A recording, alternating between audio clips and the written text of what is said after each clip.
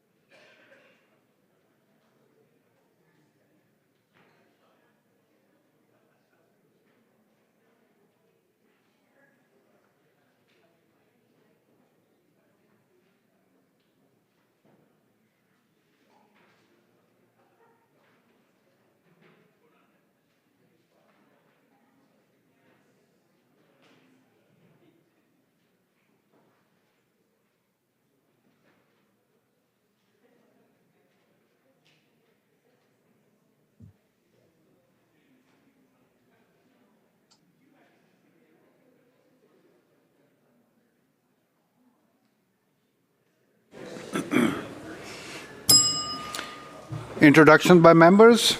Minister of Children and Family Development. Thank you very much, Mr. Speaker. I have two sets of introductions today. First, I'd like the House to join me in making very welcome Vice Admiral Angus Topshee, Commander with the Royal Canadian Navy, who I know was very involved with Her Royal Highness's visit this weekend.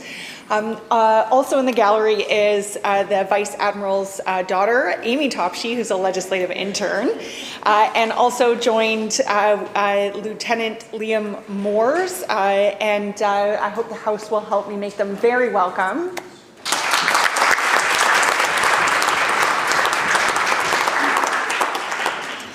And Mr. Speaker, today in the House, we also have Kelly Favreau, who is no stranger to many of us.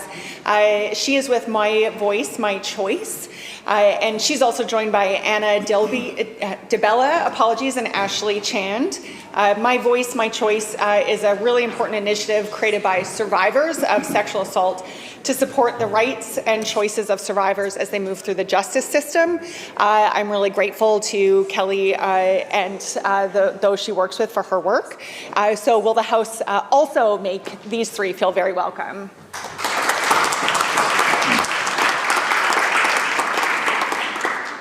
Minister of Public Safety and Solicitor General. Thank you, Honourable Speaker. It's my pleasure to be able to introduce some very important and distinguished guests today.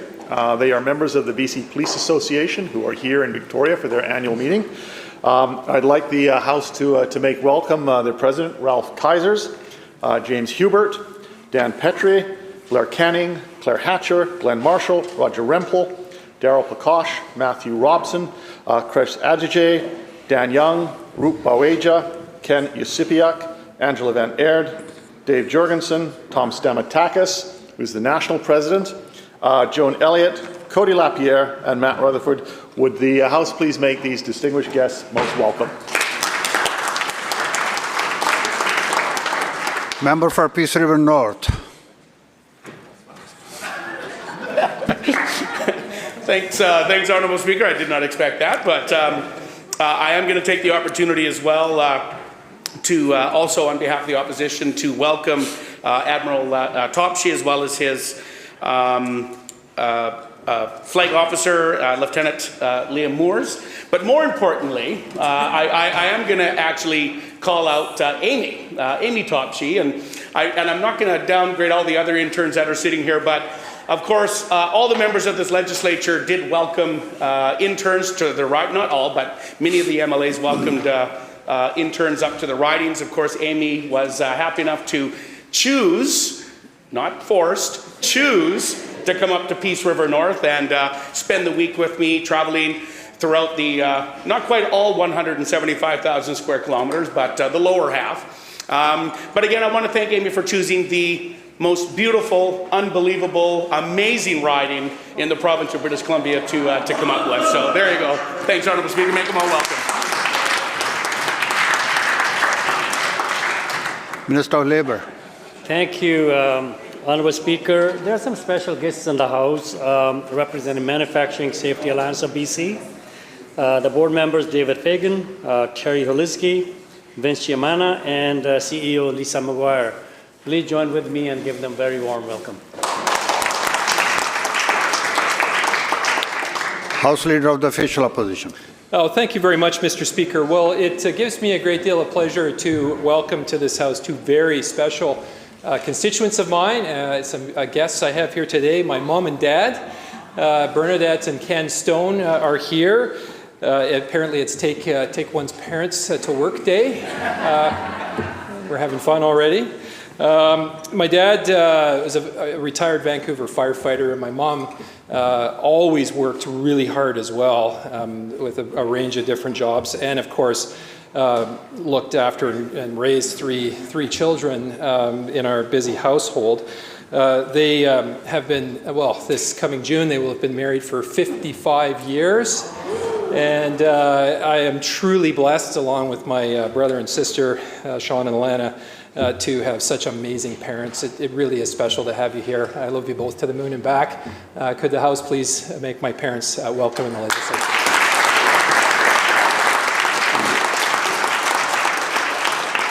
Minister of Mental Health and Addictions. Thank you very much, Honourable Speaker. And this week marks the 73rd Annual Mental Health Week, which starts today and runs May 6th through 12th. And in the gallery today, we're joined by a very important advocate of mental health, Johnny Morris, the CEO of the Canadian Mental Health Association of BC, and his partner, Dana Smith. And I just want to say that, you know, Johnny and the whole team at CMHABC have been incredibly important partners in helping our government to scale up and previous governments to scale up services and innovations to connect people to care and support right across our province. So thank you so much for all of the work that you do, to the whole team, and would the House please join me in making them very welcome. Minister of State for Forestry, Sustainable Forestry Innovation. Thank you, Mr. Speaker. I can just see there's a good friend up there, Tom Sigurdsson. Tom's known to many folks on this side of the House, former Executive Director of the BC Building Trades, responsible for hiring me, so don't hold it against him. And he was a two-term NDP MLA in Alberta before it was cool. Tom's good at his job and bad at retirement, which is why he's here now. So will the House please give Tom a warm welcome and make him feel at home. Minister of Jobs and Economic Development. Thank you, Honourable Speaker. I rise today to introduce Economic Development Week, which runs this year from today, May 6th, until May 10th. Our government is committed to building a clean and inclusive economy that advances the economic, social, and environmental well-being of all people in the province. And we're doing this with people across the province, whether they're working in municipal, regional, or Indigenous spaces. And this collaboration has led to us having a diverse, strong economy, and I'm grateful for all of their efforts. I also want to quickly thank BC Economic Development Association, the First Nations Economic Development Group, the International Economic Development Council, for all they do to contribute to our economy. Thank you. Leader of the Third Party. Thank you very much, Honourable Speaker. It's my honour to introduce to the House today the co-founders of Can't Buy My Silence, Zelda Perkins and Julie McFarlane. Zelda and Julie have been at the forefront of ending the systemic abuse of NDAs on assault victims for many years. Julie has fought to end the use of NDAs within the Anglican Church and Canadian universities, and Zelda was the first woman to break an NDA with Harvey Weinstein. Together they've joined the global campaign to end the illegal silencing of victims. Will the House please join me in thanking Zelda and Julie for their hard work and welcoming them to the Legislature.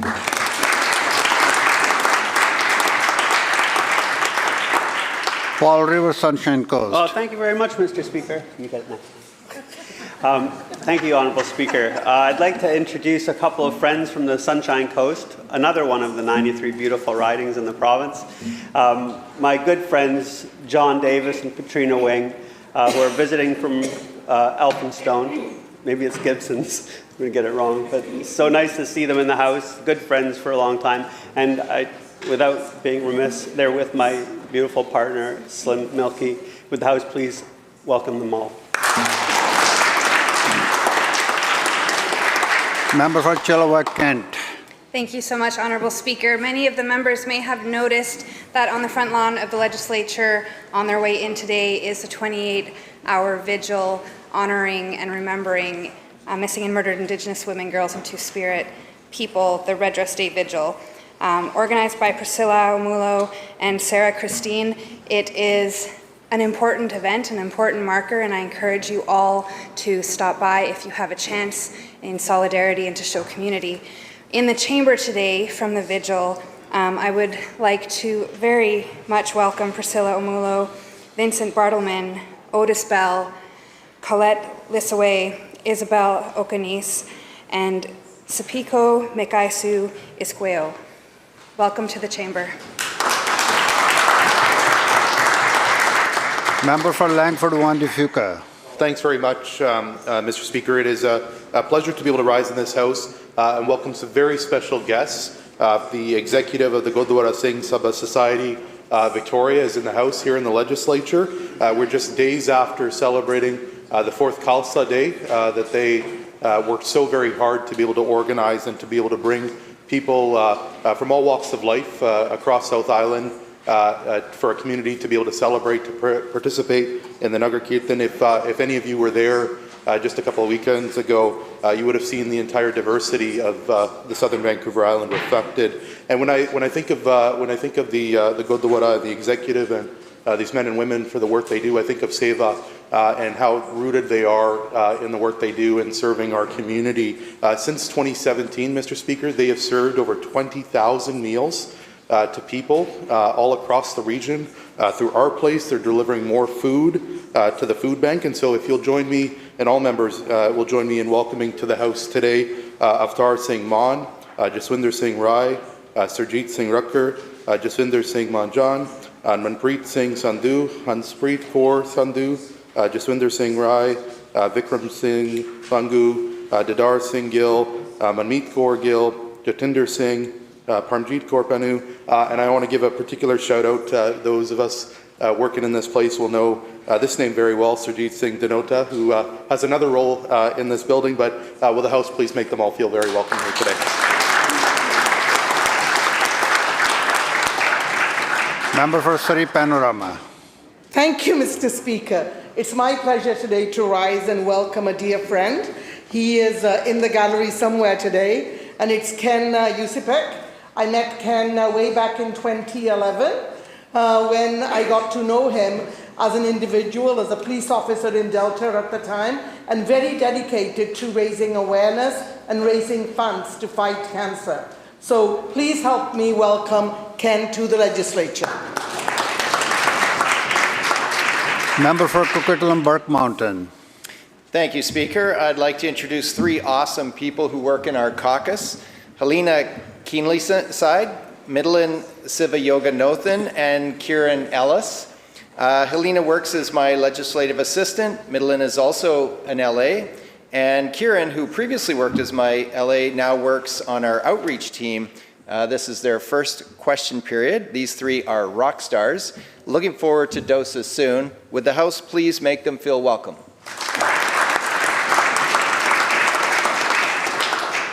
Madam Clerk.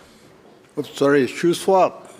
Thank you very much, Honourable Speaker. Well, I am incredibly proud to announce that the Ale Fortune Senior Drumline secured the top spot for the sixth consecutive year at the BC Provincial Drumline Championships, and the junior team came in second place. Just want to make sure everybody gives a big shout out to Enderby and Ale Fortune for their amazing work and coming up big winners again in the provincial championships just last Friday.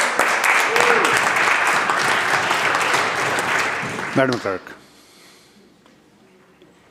Introduction of bills. Leader of the third party. Thank you, Honourable Speaker. I move that a bill entitled the Non-Disclosure Agreements Act, of which notice has been given in my name on the order paper, be introduced and read a first time now. Every day, people in British Columbia are being pressured into signing gag orders that allow instances of harm to be swept under the rug. It's time for this practice to end.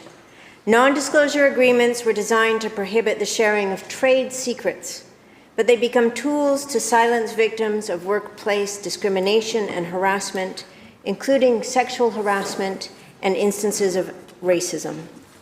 NDAs are exploitative and often require coercing the victim into signing. The misuse of non-disclosure agreements silences and isolates those who have been wronged, causing devastating, lifelong effects on their mental health, career prospects, and ability to maintain relationships. NDAs allow perpetrators of harm to continue without consequences.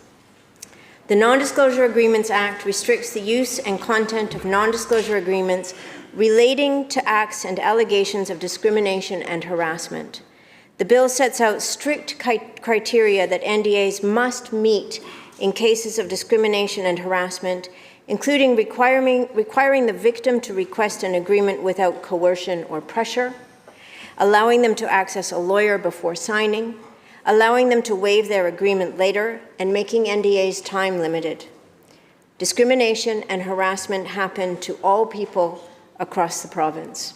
It's time that we as legislators created a framework for transparency that protects victims, not the wrongdoers. When people are allowed to speak their truth, it makes the world a safer, more inclusive place. I call on this government to recognize the value of this work and hope to debate this bill at second reading. Members, the question is first reading of the bill. All those in favor indicate aye. Aye. Opposed? Motion carried. Member. Honourable Speaker, I move that the bill be placed on the orders of the day for second reading at the next sitting of the House after today. You have heard the question. All those in favor indicate aye. Aye. Opposed? Motion carried.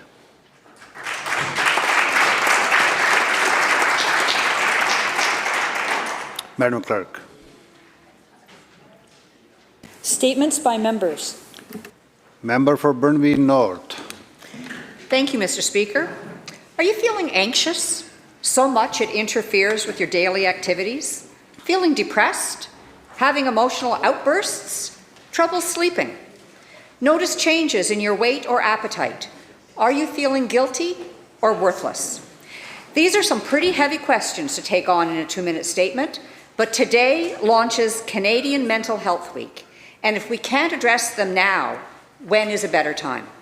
In fact, the Canadian Mental Health Association is urging us to reach out to each other this week to talk about our mental health, to share our stories, to support each other. According to Stats Canada, more Canadians are depressed and anxious today than we were 10 years ago. A shocking 1 in 4 young women are suffering from social anxiety disorders. We know this intuitively. We know that we've emerged from the pandemic feeling less socially connected. We know that social media has undermined civil discourse, and direct insults, unwarranted attributions of motive, and open contempt has set a new standard in public interaction. We know this all takes its toll on our sense of well-being. We are all directly affected by changes in mental health. If not our own, then someone important in our lives is struggling with mental health challenges. Many of our friends and loved ones are struggling in silence because they fear being judged, embarrassed, or patronized, and the consequences can be deadly.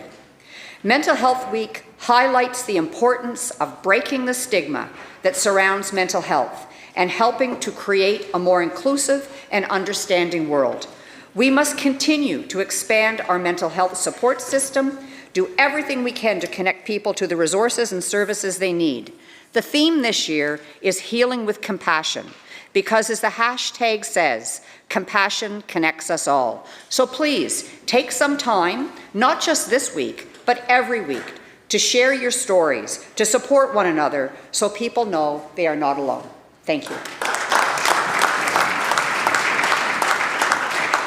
Member for Surrey South.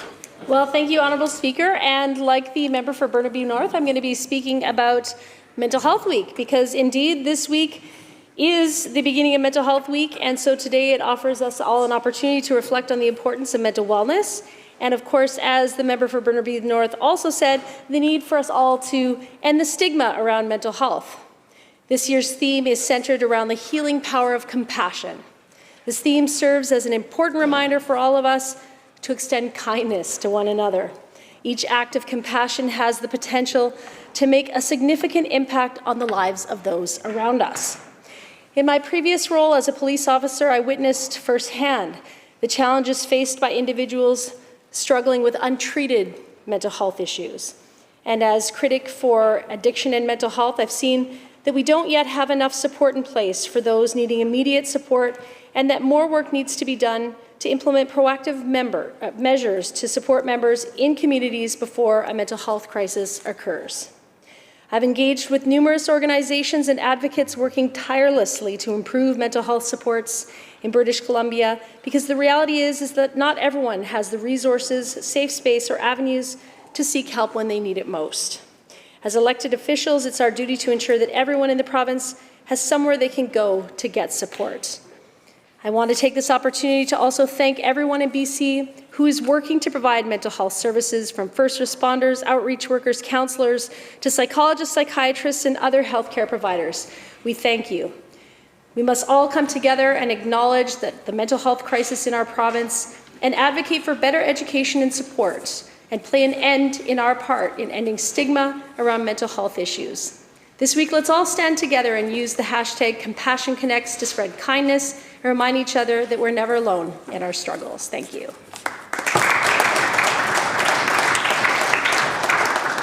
Member for Chilliwack Kent. Thank you, Honourable Speaker. I'd like to begin with a warning, as I'll be speaking on gender-based violence, which is distressing. I rise today to recognize Red Dress Day, also known as the National Day of Awareness for Missing and Murdered Indigenous Women and Girls and Two-Spirit People. This day, observed every year on May 5th, honors and brings awareness to the thousands of Indigenous women, girls, and Two-Spirit people who have been subjected to disproportionate violence in Canada. Here on the grounds of Legislature, at this very moment, is a 28-hour vigil honoring and remembering missing and murdered Indigenous women, girls, and Two-Spirit people, holding space for the community. Across our country, Indigenous women, girls, and Two-Spirit people are 12 times more likely to be murdered or missing than any other woman in Canada. This is more than just a day. This is heartbreaking, this is devastating, and this is unacceptable. Recently, our government released BC's Gender-Based Violence Action Plan, developed in consultation and cooperation with Indigenous partners. It includes measures that will prevent and reduce harm towards Indigenous women and girls and Two-Spirit people, measures strengthening our province's response to this crisis.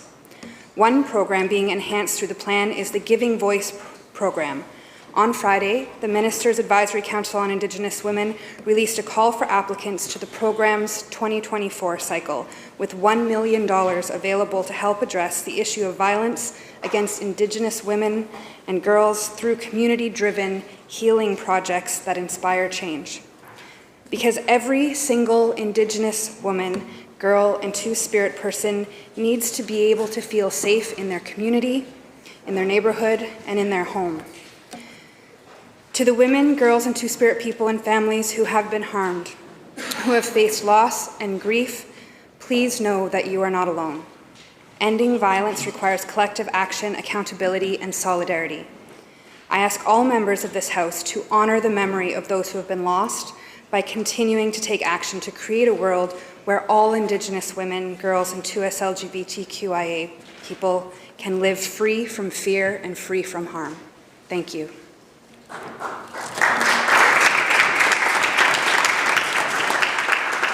Member for Prince George Valemount. This week is National Nursing Week. Today and every day, we need to honor the dedication, personal sacrifice, and hard work done by nurses in our province and beyond. No matter where they work, in hospitals, long-term care, or clinics, public health, or correctional facilities, nurses provide essential care and support to patients and their families, other healthcare professionals, and each other. I know that everyone in this House has a personal example of how nurses have been there for us during some of the most challenging times of our lives. Not only do they care for our physical needs, but they provide comfort, encouragement, and hope. We know that nurses are called to their profession, and that calling often comes with significant personal sacrifice and impacts. All of us recognize the critical role that nurses play as a member of our healthcare teams, and we must do everything possible to ensure that they have the resources and support they need. Now more than ever, we have seen the challenges that nurses are facing right across the province. Our nurses are working long hours in stressful situations. We need to listen to their concerns about being overworked and undervalued. Their job is to provide care even during the most challenging times. Our job is to listen, learn, and respond to ensure that nurses are valued, included, and provided with safe and healthy working conditions. Last week, every member of this legislature had the chance to meet with members of the BC Nurses Union. They shared with us the results of a recent survey of their members. The results, while not surprising, were devastating to learn about. Simply put, it is not okay that nurses are facing increasing violence, verbal and physical abuse, and many are considering leaving the profession. As we celebrate Nurses Week, we must commit to doing more, to taking the urgent action that is needed. That would be the most meaningful way to honor our nurses today and into the future.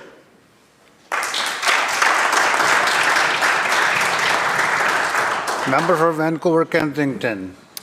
Thank you, Mr. Speaker. Now in its 16th year, Vancouver's Carnaval de Sol continues to shine as one of the most important Latin American festivals in the Pacific Northwest and a key event in Canada. Set to light up Jonathan Rogers Park from July 5 to 7, the festival celebrates the rich cultural tapestry of Latin America. Attendees can look forward to live music, dance performances, Indigenous traditions, visual arts, and a variety of traditional dishes from various regions. Beginning in partnership with the Vancouver Pride Society, this year's opening night is a tribute to cultural diversity and 2S LGBTQAI+ inclusion, emphasizing the festival's commitment to community integration. Carnaval de Sol is not just a festival, but a dynamic venue for promoting Latin American culture in British Columbia, and there's something for everyone. There's a beer garden, the Seniors Plaza, the VIP Plaza for Superpass holders, the Travel Plaza, the Family and Kids Plaza, Experience and Food Plaza, Arts Plaza. New this year, the Native Plaza dives deep into the heart of Indigenous culture and heritage, and also new, the Pet Plaza. Beyond these 3 days of festivities at Jonathan Rogers Park, the month of July will also feature additional events organized by Latin-Couver that celebrates Latin American culture. The Latin American experience includes the soccer tournament, flamenco, tango and wine, Brazil in Vancouver, and the Kids Plaza Fiesta, all taking place at various locations and dates. I ask everyone here in the House to join me in appreciating the leadership of Latin-Couver, who work tirelessly to strengthen the Latin community in British Columbia. Follow them on social media and make sure you don't miss out on these must-attend events in Vancouver's cultural calendar. Thank you. Member for Coquitlam Millardville. Thank you, Mr. Speaker. Today is Yom HaShoah, a day of remembrance of the millions who were murdered during the Holocaust. But why is remembering so important? Why is studying history so important?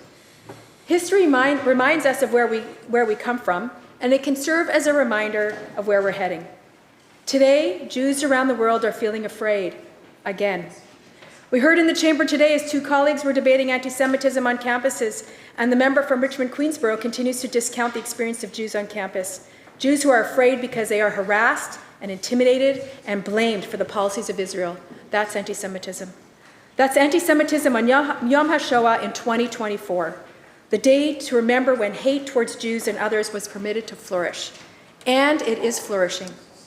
Mr. Speaker, on the evening of Saturday, April 13th, I sat with a dozen other Canadians in Tel Aviv waiting for the Iranian rockets to descend on Israel, where half of the world's 16 million Jews live. My cousin and her mother-in-law, Ellen, were also in Israel that week. I visited with them the next morning, and Ellen, an 88-year-old Holocaust survivor, shared with me that she had a terrible night. She slept with her clothes on, the lights on. In fact, there was no sleep for her that night. She said, "It's happening again." History tells us where we are heading, right here and right now. Jews all over the world are afraid it is happening again. And the it is not about gas chambers. The it is not about concentration camps. The it is not about tattooed numbers on one's forearm. The it is the silencing of others. The it is the intimidation of others. The it is the harassment of others. The it is the isolation of others. The it is the silence of those in positions of power, and the it is the silence of the majority. The it is on our campuses, and it is in our streets, and it is incumbent on all of us to make sure that we stop it. That when we say never again, that we know what we are talking about. That's why we study history. That's why we remember. In the words of Richard Marceau from CIJA, he says, and I quote, "The real test is not whether we cry over dead Jews. It is whether we are standing beside the ones who are under attack today." Thank you, Mr. Speaker.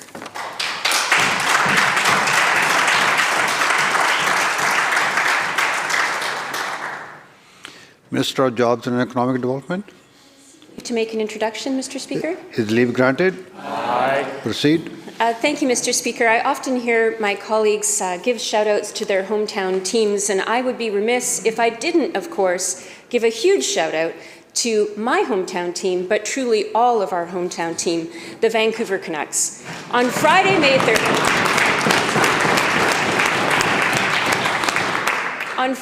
3rd, which happened to be my birthday, there was a heck of a nail-biter.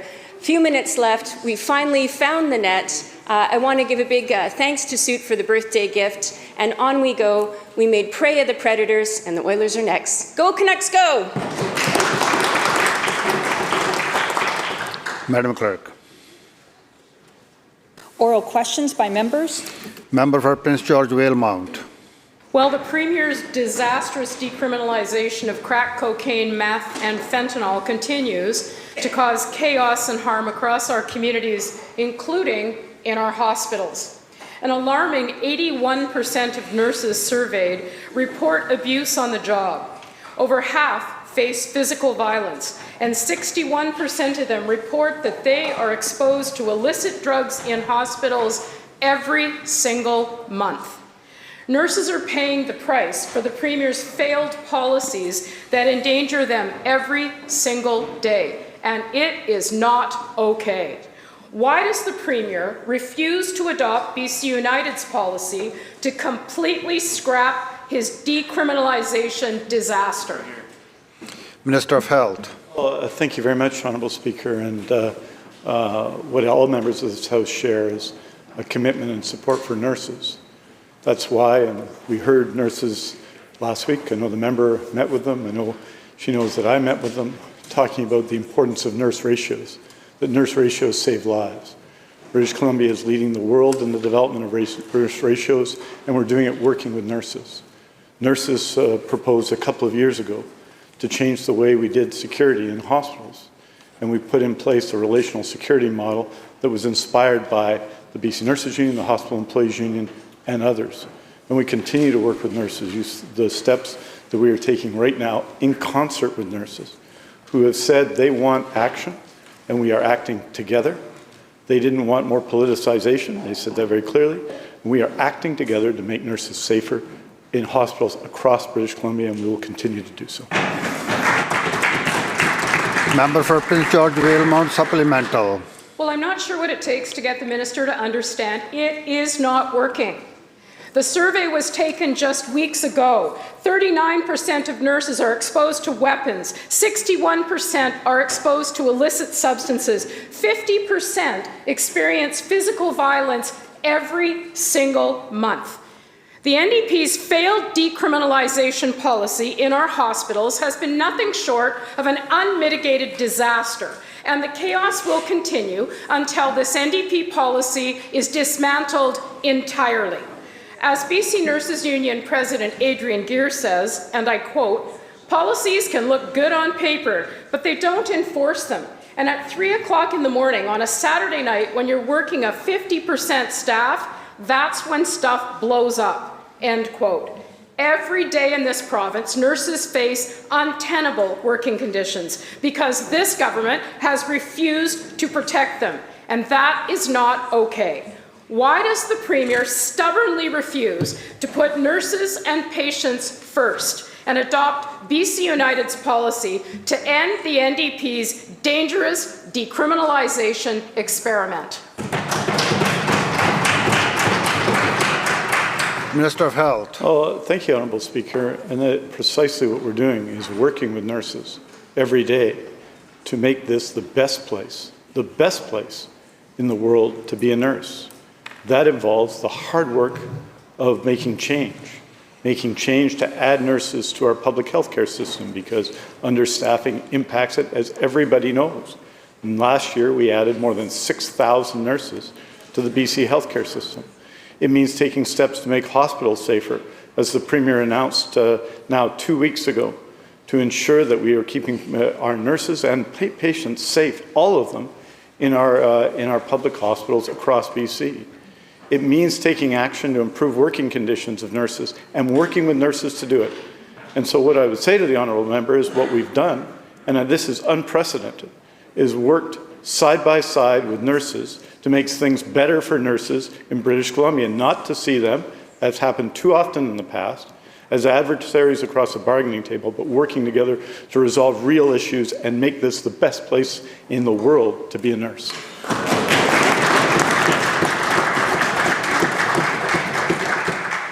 House Leader of the Official Opposition. Well, thank you, Mr. Speaker. Well, the minister just used the word unprecedented. You know what's unprecedented? 37% of nurses are seriously considering leaving nursing or are already making a plan to do so. 37%. And why? As the member from Prince George Valemount just listed off, the nurses do not feel that safe in their workplace. They don't believe that this government is doing everything it can to improve working conditions. And Mr. Speaker, it's actually this Premier who decriminalized the open public use of illicit hard drugs like meth, heroin, fentanyl, and crack. It's the Premier who is the architect of this disaster. Vancouver Police Chief Adam Palmer describes the reality under this soft-on-crime Premier, and I quote, "It's an intolerable situation. You've got open drug use on the sidewalks in different neighborhoods in Yaletown, in Cole Harbour. In fact, it's all over the city," end quote. So my question to the Premier is this: when will the Premier restore order and safety, and when will he adopt BC United's policy to end his reckless and dangerous decriminalization experiment once and for all?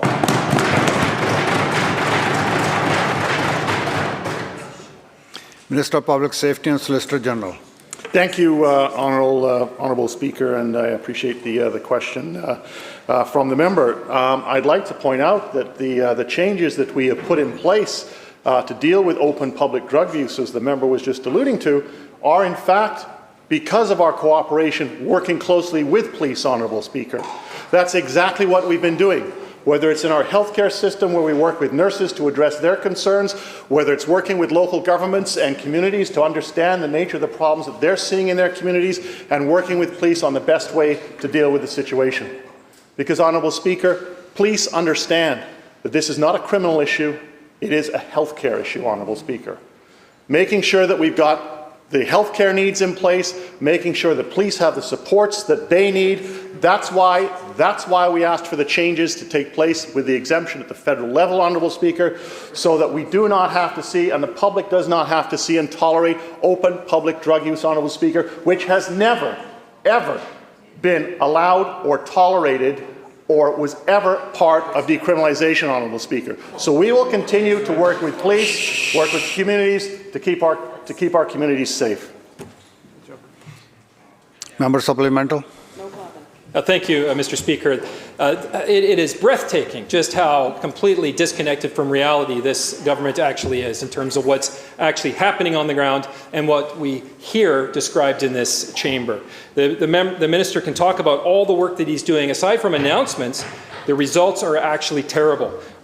Under this government, violent crime is up 37%. Homicides are up 72%. There's been a 75% increase in no-charge assessments. And under this Premier, there is a reduction in the prison population of 40%. These results are absolutely abysmal. Victoria Police Chief Dale Manick warns that the Premier's decriminalization won't actually stop the surge in violence. And I quote, "Random attacks or assaults or stabbings or any of the other violence that we see will continue." End quote. 18 months ago, it was this Premier who promised that people would feel safe in their communities. But the chaos and the violence continues to get worse and worse under his catch-and-release justice system. So the question is this: what will it take for this soft-on-crime Premier to adopt BC United's policy to end his reckless decriminalization experiment and stop his failed catch-and-release justice system?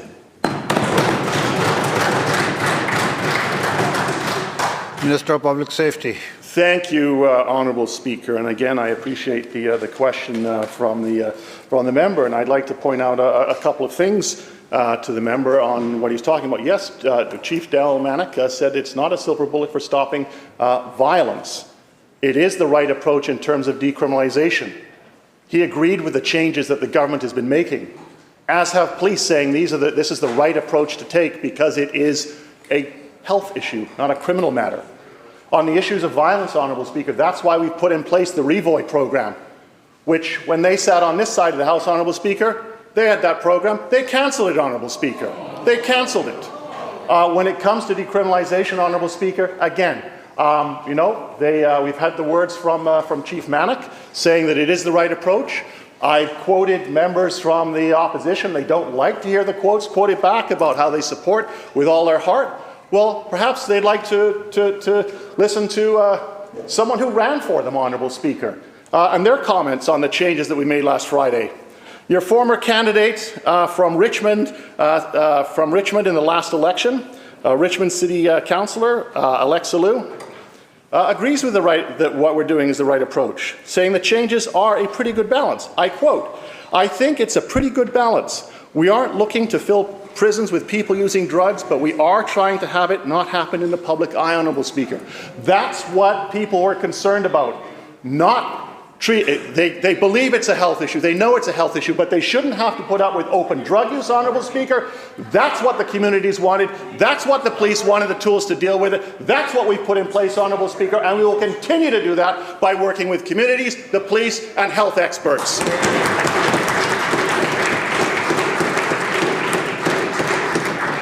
House Leader of the Third Party.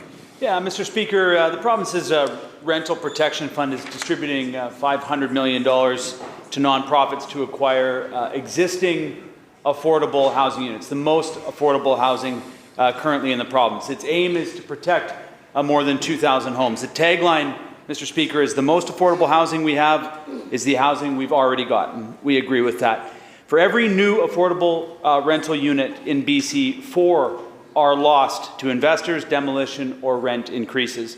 For many, the loss of affordable units is a pipeline to homelessness, Mr. Speaker, something that we've been talking about in question period through other topics. But homelessness is one of the key issues that we've been dealing with here in question period. By 2030, an estimated 4,700 people in Vancouver alone will be unhoused due to the loss of low-income units. If the rental protection fund is such a good model, why stop at $500 million? Why not add the $500 million that we're going to spend on FIFA, Mr. Speaker, to add another 2,000 units of affordable housing to protect those? My question is to the Premier, what's the bigger priority for this government? Creating a playground for the super rich or keeping people housed? Government House Leader. Thank you, Honourable Speaker, and it's great to be hearing questions about housing and the importance of housing. We certainly have acknowledged on this side of the House that we're 2 decades behind when it comes to having the affordable housing that we need in our communities. There was far too long governments that felt that we'll just stay out of the way, that somehow this will just solve itself, that somehow that the housing will come to people that need it at the price rates that they need it. Honourable Speaker, what we know now, and what the entire country and across North America is being discussed, is that we need governments to be taking action. The member has talked rightfully about the Rental Protection Fund, a policy that is groundbreaking across the country. And the member said, well, if it was so popular, why didn't we move more dollars to it? I can share with the member that the federal government actually is putting $1.5 billion towards the same model across the country. Honourable Speaker,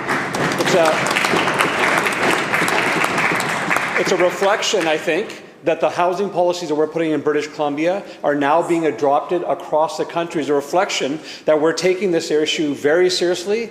And, Honourable Speaker, I can go through all of the measures, but I won't in the interest of time. But I just will say to the member, every single day we're making new investments and new projects in communities throughout the province, whether it's Indigenous housing, whether it's our community housing fund, whether it's a rental protection fund, Honourable Speaker. We know that we're behind as a province after 2 decades, and we know there's a lot of work to do, but we are going full speed ahead here in BC.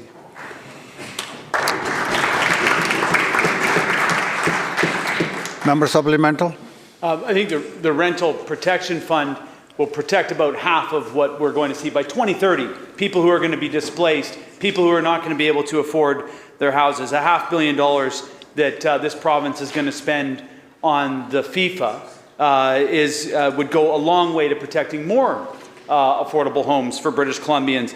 Large sporting events have a history, Mr. Speaker, of inflicting harm on unhoused populations particularly. The pattern is predictable. Police clear homeless encampments. People are forced out of sight, Mr. Speaker, without adequate housing or services provided.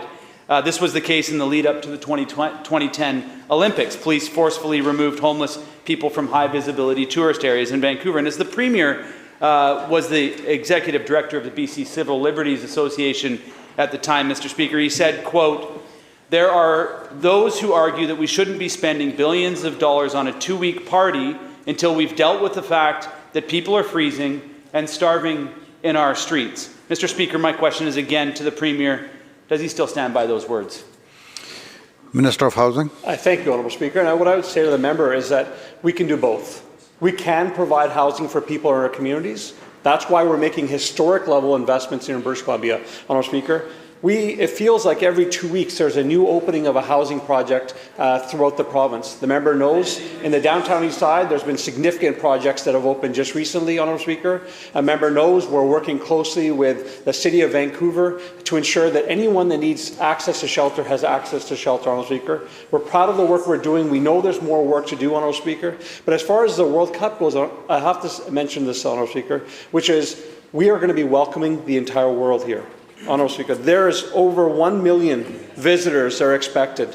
This is the opportunity to generate $1 billion in economic opportunities, support our small businesses, Honourable Speaker, support the foundation of our economy in Vancouver. There's a lot of excitement around Metro Vancouver, around BC for this important initiative, Honourable Speaker, but we can do both, and that's what we've been doing. We're investing record-breaking numbers in affordable housing, as well as supporting our economy so we can continue to have one of the strongest economies in the country. House Leader of the Fourth Party.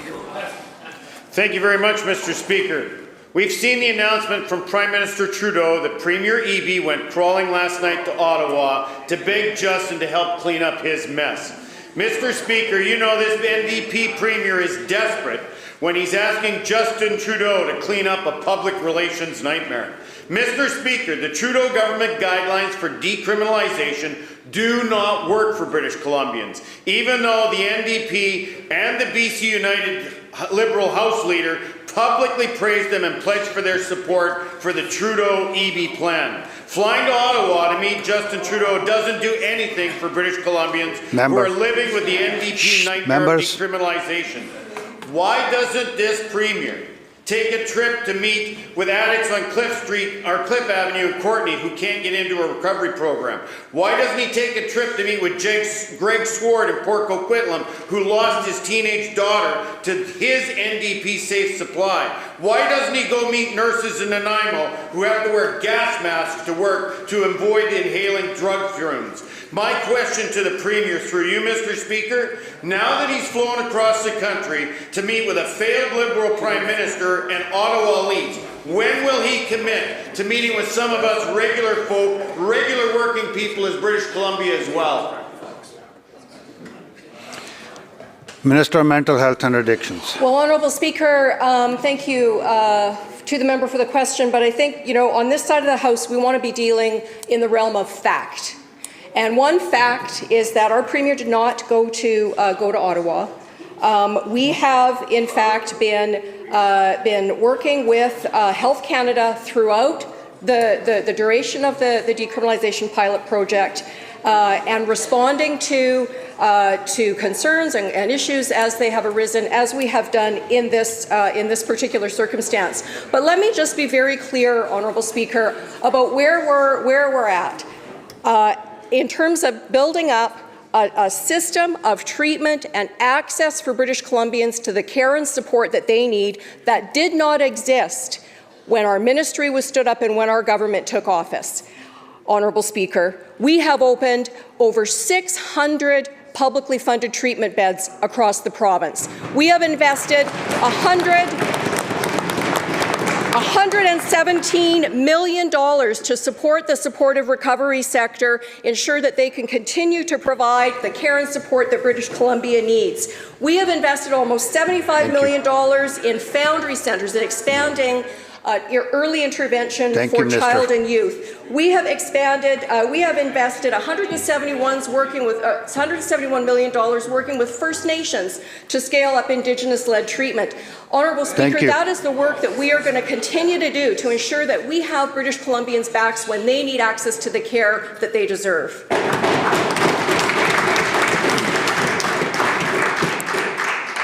Member, before member asks a supplemental, I just want to remind members and all members not to use names or surnames in questions. Thank you, Mr. Speaker.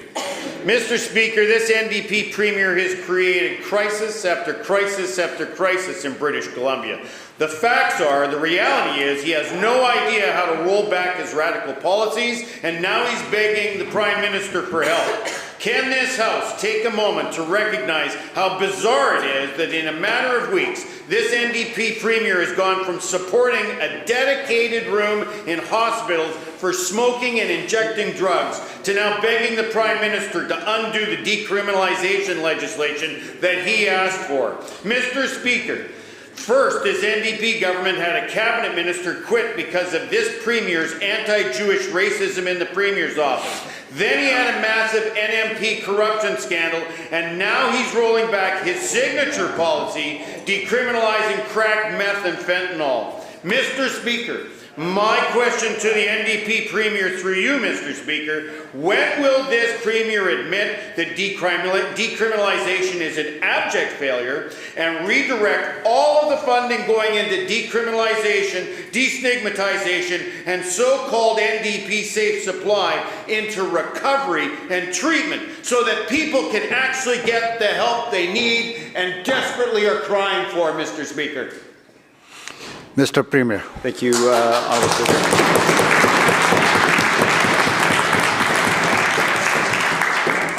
I did go to Ontario on the weekend. I was visiting with my mother. She had quite a bad fall, and I was visiting with her and making sure she was okay. And that's not the only fact that the member has gotten wrong in his monologues, but he's not interested in facts. He is bringing to this legislature culture war politics from the United States that has riven that country, that has driven people apart, that has brought violence, that has brought instability and economic harm, and has torn at the fabric of that country. And he wants to bring that to our legislature. You can hear it in his questions. He and his leader go out to anti-vax groups, people who refuse to get vaccinated during the pandemic and say, we're going to use tax dollars to compensate you. We're going to give you money. He goes out to groups that want to bang on the windows of our schools and scare kids and teachers and spread lies about what's happening in our school system. Spread lies about... Member. I will table... Member will come to order. Honourable Speaker, the member says, name one school. I'll table a list of at least 10 schools, Honourable Speaker, in this House, and the member can peruse it at his leisure. These are not made-up problems, Honourable Speaker. These are real problems in our province that the member and his leader are working actively to make worse. We cannot afford what he is trying to do to our province. We do not want it. We reject it. We don't want him. We don't want his leader and their nonsense in British Columbia.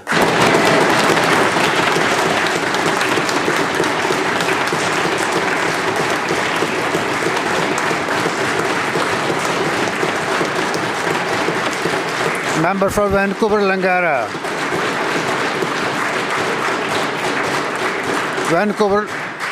Vancouver-Langara.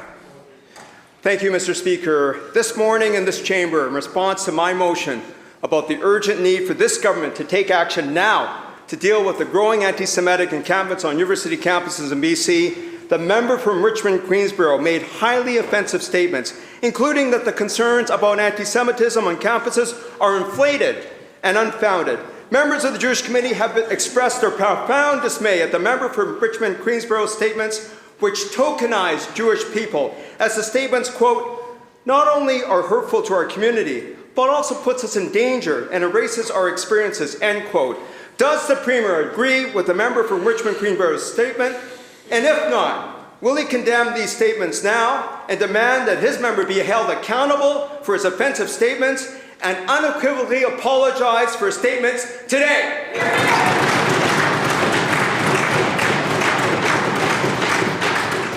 Premier.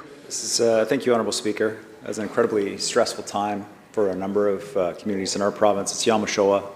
It's a day when we commemorate and recognize the deaths, the murders of 6 million Jews, and how that happened, which was in society and politics, the villainization of Jewish people, the exclusion of Jewish people, and that was made acceptable in a number of different areas of society. And we just stood together in the hall, and I'm proud to say, every political party speaking together with one voice, that we will stand with the Jewish people in British Columbia and around the world in this time of rising anti-Semitism. Every single member of my caucus understands the critical importance of that for the Jewish community right now in British Columbia. They are scared, that they are worried, and that's why we committed additional money for security.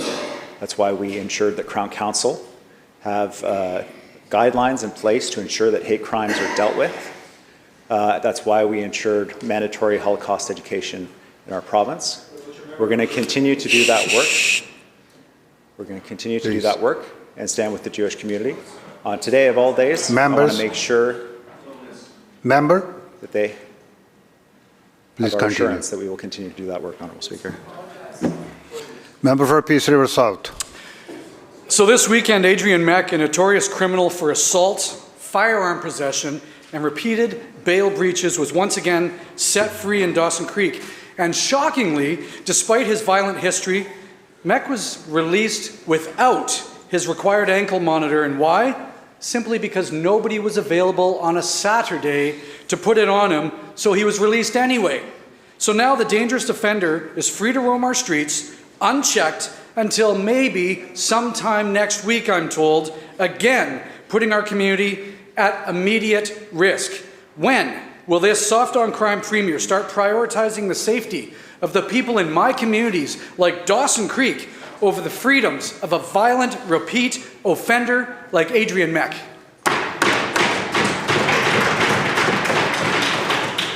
Solicitor General. Thank you, Honourable Speaker, and I appreciate the question from the member. That's why we have in place the Safer Communities Action Plan, Honourable Speaker, which has put in place a number of programs to allow to ensure that dangerous and repeat violent offenders are in fact monitored, are in fact kept away from communities where they can cause harm. As I said earlier, Honourable Speaker, that program has been in place, and we are now starting to see some really positive results from communities right across the province where this has been in place. The program we had, unfortunately, was cut once before by the opposition, Honourable Speaker, but this government's put in place the funding to make sure was put in place to ensure that it will remain and it is permanent. Along with that, giving police the site funding to do special and targeted investigations, Honourable Speaker, to be able to deal with those kinds of individuals that the member is talking about, to ensure that they are not only kept off the street, but when they go to court, they are charged with a case that will ensure a full conviction. Surrey South. Speaker, 18 months ago, the Premier promised safer communities. He said, and I quote, "The big indicator is when British Columbians feel safer in their communities," end quote. Today, from Dawson Creek to White Rock to downtowns across the province, that promise has been shattered.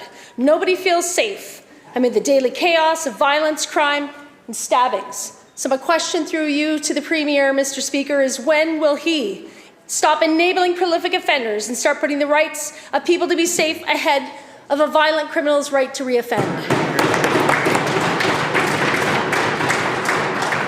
Solicitor General. Thank you, Honourable Speaker, and I appreciate the question from the member. Right from day one, this government has been concerned about public safety in our province and in our communities. That's why we've taken action right from day one becoming government. And I've mentioned this in the House before, and I will continue to mention some of the initiatives that we have put in place. The largest investment in RCMP members in the history of this province, indeed of any jurisdiction in the country, Honourable Speaker. Filling the vacancies that occur in small and rural communities and in specialised teams around the province, Honourable Speaker. We're already halfway through a 3-year program, and those members are being put in place, Honourable Speaker. We put in place the first witness security program in the province, Honourable Speaker, something that they could have done in the 16 years that they were on this side of the House, but they failed to do that, Honourable Speaker. We took action and did it. It's resulted in more than 130 different cases and more than 61 individuals who otherwise would not have been sent to jail, being behind bars for a very long time, Honourable Speaker. Gang members guilty of some of the most heinous crimes, Honourable Speaker, because part of the work that we're doing that they could have done but didn't. Our gang prevention program, Honourable Speaker, our gang exiting program that this side of the House put in place, again, that they could have done but failed to, is now a model that other jurisdictions are emulating, Honourable Speaker. We've just heard how Australia wants to know how our gang exit program is in place because they're looking to put something like that in place in Australia, Honourable Speaker. We will continue to ensure that we've got site funding, that police are extremely... Site funding, Honourable Speaker, that's allowing for specialised and targeted investigations, Honourable Speaker. I know they don't like to hear this, Honourable Speaker, because they just don't get it. Thank you, member. Honourable Speaker, we will continue to prioritise public safety. We will continue to prioritise communities because it's the right thing to do, and this side of the House stands by that. Member for Kamloops North Thompson. Well, thank you, Mr. Speaker. Apparently, if you stand like this, it makes things much more effective in this chamber, just not out in the rest of the province where people are actually living, Mr. Speaker.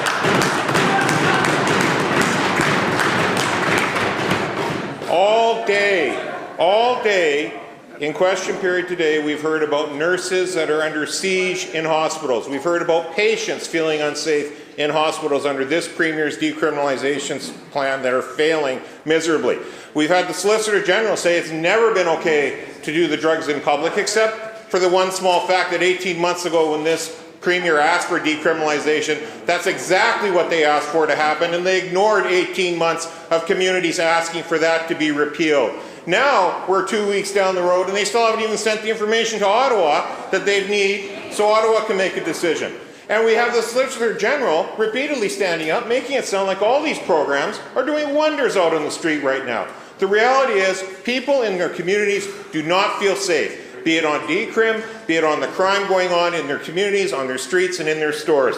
Under this Premier's watch, crime has gotten worse under his catch and release policies. When will this Premier step up, confront all the crises he's made on our streets in British Columbia, follow BC United policy, end decriminalization, and end his soft on crime policies today?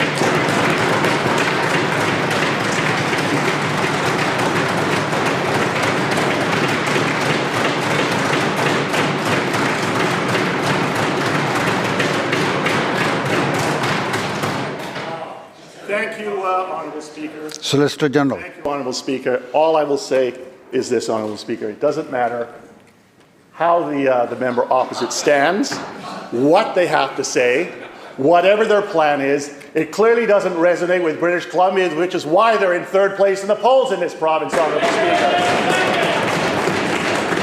I'd like to remind the House.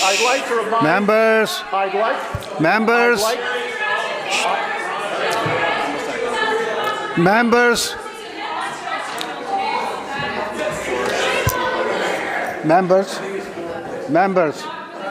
Members all side. Members, quiet please. Thank you, Honourable Speaker. I've outlined what our plan has been, which was to make investments in policing. I've outlined what our plan was, which was to make investments in the tools that police need, whether it's a witness security program, whether it's additional police, whether it's putting in place site funding, whether it's for fighting gangs, Honourable Speaker. But let's remember... Member for Surrey South, please.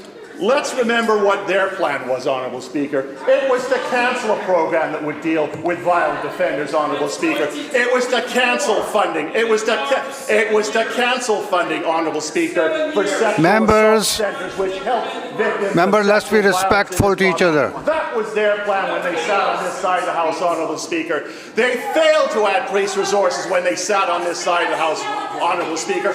That was their plan, Honourable Speaker. And I know this, when the election comes, the public will choose our plan over their plan any day of the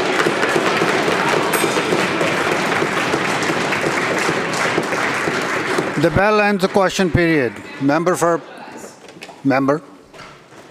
Peace River South. Thank you, Mr. Speaker. I rise to present a petition from hundreds of people in the district of Chetwynd who are calling on the Minister of Forests to listen to them, reverse his decision, and keep the Northern Initial Fire Attack Crew in Chetwynd. Thank you. Thank you. Madam Clerk. Orders of the day. Government House Leader. Thank you, Honourable Speaker. In the main chamber, call second reading Bill 21, Legal Professions Act. Douglas Fir Committee Room, call Committee of the Whole for Bill 14, Tennessee Statutes Amendment Act. And in Birch Committee Room, call Committee of Supply for Ministry of Finance, followed by the Ministry of Indigenous Relations and Reconciliation. Committee Chairs.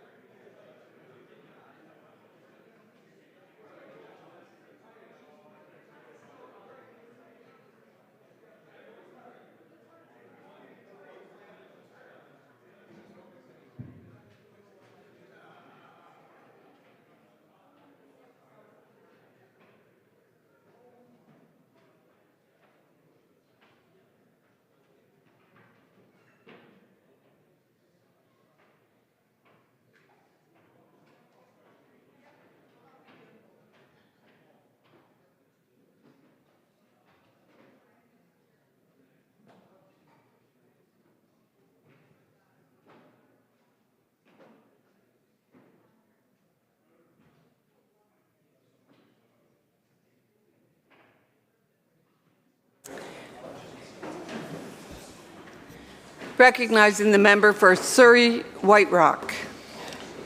What's that? 8 minutes left? Okay. Thank you, Mr. Speaker. Madam Speaker.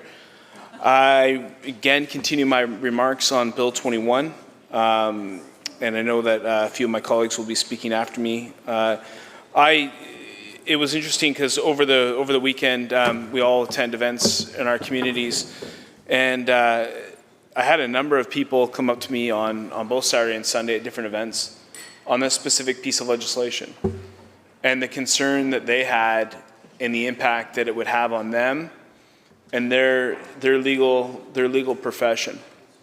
And to say that those statements, and they have been watching, and they've been following what's been going on in this House, and to say that they are not concerned would be an understatement. We have seen in this House what happens when proper consultation is not done. We have seen in this House what happens when the government, all through good intentions, fails to actually execute. And the impacts that can have, whether it's, we've seen that on Bill 12, and we've seen it on other pieces of legislation that the government's rammed through with closure. And an example of that is obviously with Bill 36 and the Health Professions Act. And today, when we're talking about Bill 21 and the changes that it's going to occur with that, I think people should be right to be concerned. We look at some of the issues that are being had in here, and one of them is, you know, out of the 14,000 lawyers in our province, and we talk about the consultation that's been brought forward by this government and the lack of consultation that's been forward, we are looking at a bill with 317 clauses. We've got about 8 days remaining in this session. And like I said, we've got some theme music. We've got 8 days. That'll cost you. We've got 8 days remaining in this session. But like I've said before in this House, and I'll say it again, it's never the wrong time to do the right thing. And when we're talking about, the Health Professionals Act, Bill 36, we oppose that legislation. Obviously, it was controversial. And now we're seeing the results in our healthcare system and the crisis that we have. We've seen the government walk back on Bill 12. And it's almost a pattern with this government with a failure for consultation.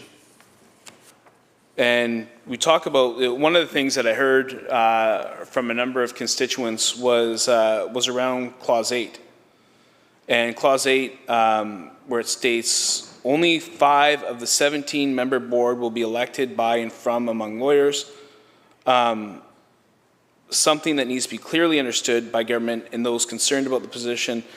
We have laid forward, in what we hear from the Law Society and other associations in our province, is a clear mandate for change. Today, the current composition of the Law Society for the board is a regulatory board of lawyers in this province. It's a 32-member board.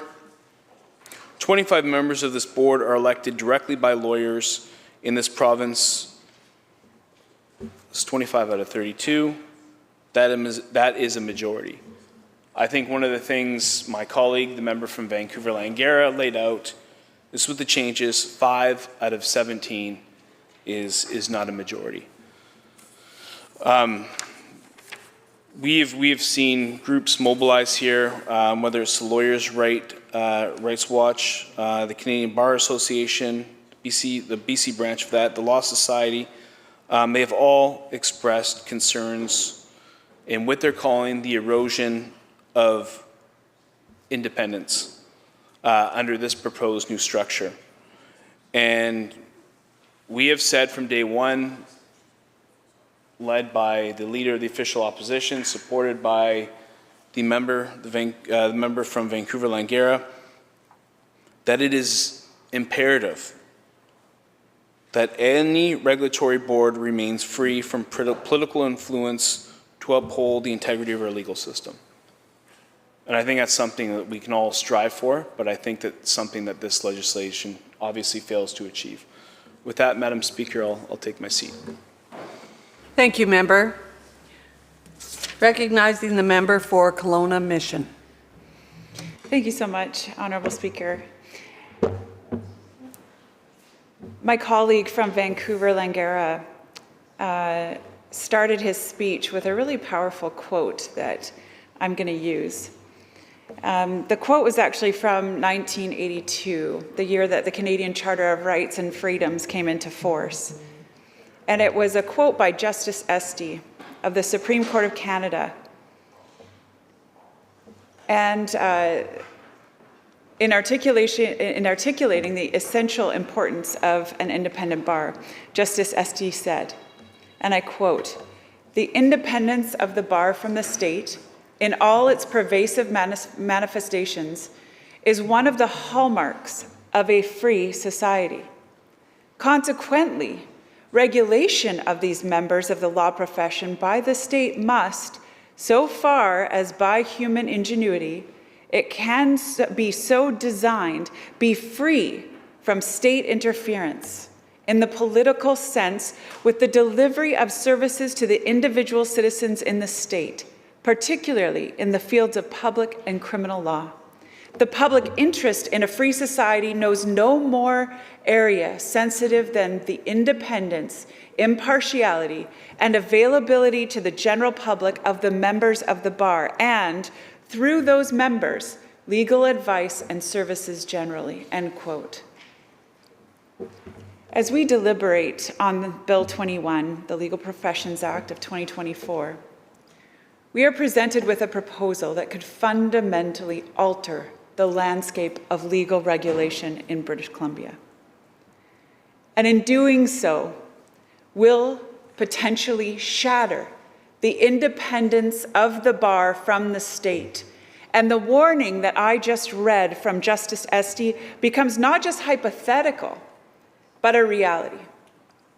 This bill, while aimed at, and I quote, modernizing our legal system, presents profound changes that necessitate a thorough examination not only for the immediate impact, but for the long-term implications on our democratic processes and the public's then trust in our legal system. This bill represents a vast overreach and the possibility of politicization of another professional body. And we've seen this before, whether it's with the engineers or the physicians. This bill is going to result in less independence. It will actually reduce the number of elected members of the board from 80% to a paltry 30%. Bill 21 proposes the cessation of self-regulation for lawyers, replacing this model with a governance structure featuring increased governmental oversight. This shift raises significant concerns about the potential erosion of the legal independence system, an element vital to the integrity of our judicial system. And don't just ask us. The Law Society, the Canadian Bar Association, Trial Lawyers Association, and even the BC Civil Liberties Association are all challenging this bill in terms of the undermining of the independence of the legal profession that it represents. It's not just about lawyers. It's also about the judges that they become, and that they all protect the rule of law from government. The foundation of a fair judicial system is its independence, and the independence of its legal professionals, free from government oversight. Bill 21's structure threatens this independence by potentially subjecting legal decisions to political influence. This not only undermines the profession, but could also erode the public's trust in the impartiality and the fairness of our legal system. The proposed changes in Bill 21 could have profound implications for democracy in British Columbia. A legal system that appears to be under the control of the government can lead to a perceived, if even not actual, decline in the rule of law. When legal professionals are seen as extensions of the political system rather than as independent advocates, public confidence in the entire democratic process can diminish. This erosion of trust is particularly concerning in a society that relies on its citizens' belief in fairness and justice as administered by an impartial legal system. Public trust in our legislative processes is essential for the functioning of a healthy democracy. I love democracy. I am an elected official because I believe so much in democracy and in all voices that are in this House protecting the democracy and the democratic rights and freedoms that each resident of British Columbia maintains. But bills like Bill 21 significantly alters the regulation of a profession fundamental to the enforcement of these very democratic rights. It also erodes the whole sense of justice, and thus it has to be approached with rigorous public consultation and transparency. But this bill did not receive that. There was limited engagement in the consultation process for Bill 21, with only 776 responses, which really indicates a lack of sufficient public discourse. Without broad-based support and understanding from the public, there's a risk that this legislation is going to be viewed as governmental overreach, damaging trust not only in this law, but in the legislative processes as a whole, and also in a democratic government. With the 3 associations that I mentioned earlier, that is 14,000 voices against this bill, with only 776 that have been spoken to. Bill 21 alters the regulatory framework of a profession integral to the administration of justice and could significantly affect the public's trust in our legislative processes and in government. This is particularly concerning given the potential consequences these changes hold for the rule of law and the impartiality of legal judgments. Our system of checks and balances is designed to ensure that no single branch of government gains too much power. The independence of the judiciary is critical in maintaining this balance. Our legislative arm is the last stop for bills that are being challenged. For example, when the former Attorney General, now Premier, was also the minister responsible for ICBC, he wanted to change the rules of court and evidence in ways that were constitutionally challenged, and that, ultimately, the Attorney General and this province were defeated on. If the government was actually in charge of that body, that would be a very different situation. And by increasing governmental control over the legal profession, that's exactly what Bill 21 does. It risks upsetting the balance, concentrating power in a way that could diminish other essential democratic safeguards. This shift towards more centralized control could set a dangerous precedent, potentially inviting further governmental overreach into other areas. What does that actually mean? Do we need a system where a justice system will actually hold government in check? Well, yes. It's a foundational principle in our democratic governance designed to prevent government from accumulating excessive power. This system ensures that the legislative branch of our government can regulate laws while the judicial branch of government can regulate and make sure that there is a check and balance on each other. It prevents abuse of power and protects individual rights and freedoms. It operates under the premise that when power is distributed and mechanisms for oversight and control are established, the integrity and effectiveness of governance are enhanced. But this modernization that this bill purports is actually going to do the opposite. Has it ever been done anywhere before? Are we following best practices? No. Ontario did change the oversight of paralegals and notaries, but it left self-governance in place for the legislative institution. So this will actually be the first move by any Commonwealth government or provincial government in Canada to do this, to take away the self-regulation, the ability of lawyers to elect a majority on the board that represents them. An independent legal profession serves as that crucial check within our government system. Lawyers and the organizations that regulate them must operate independently from government influence to effectively advocate for their clients, uphold the rule of law, and challenge governmental actions when necessary. This independence ensures that legal professions can protect individual rights against potential government overreach and uphold democratic principles without facing political retribution or repercussions. Bill 21 proposes to replace this self-regulation of lawyers with a regulatory framework significantly influenced by government appointments.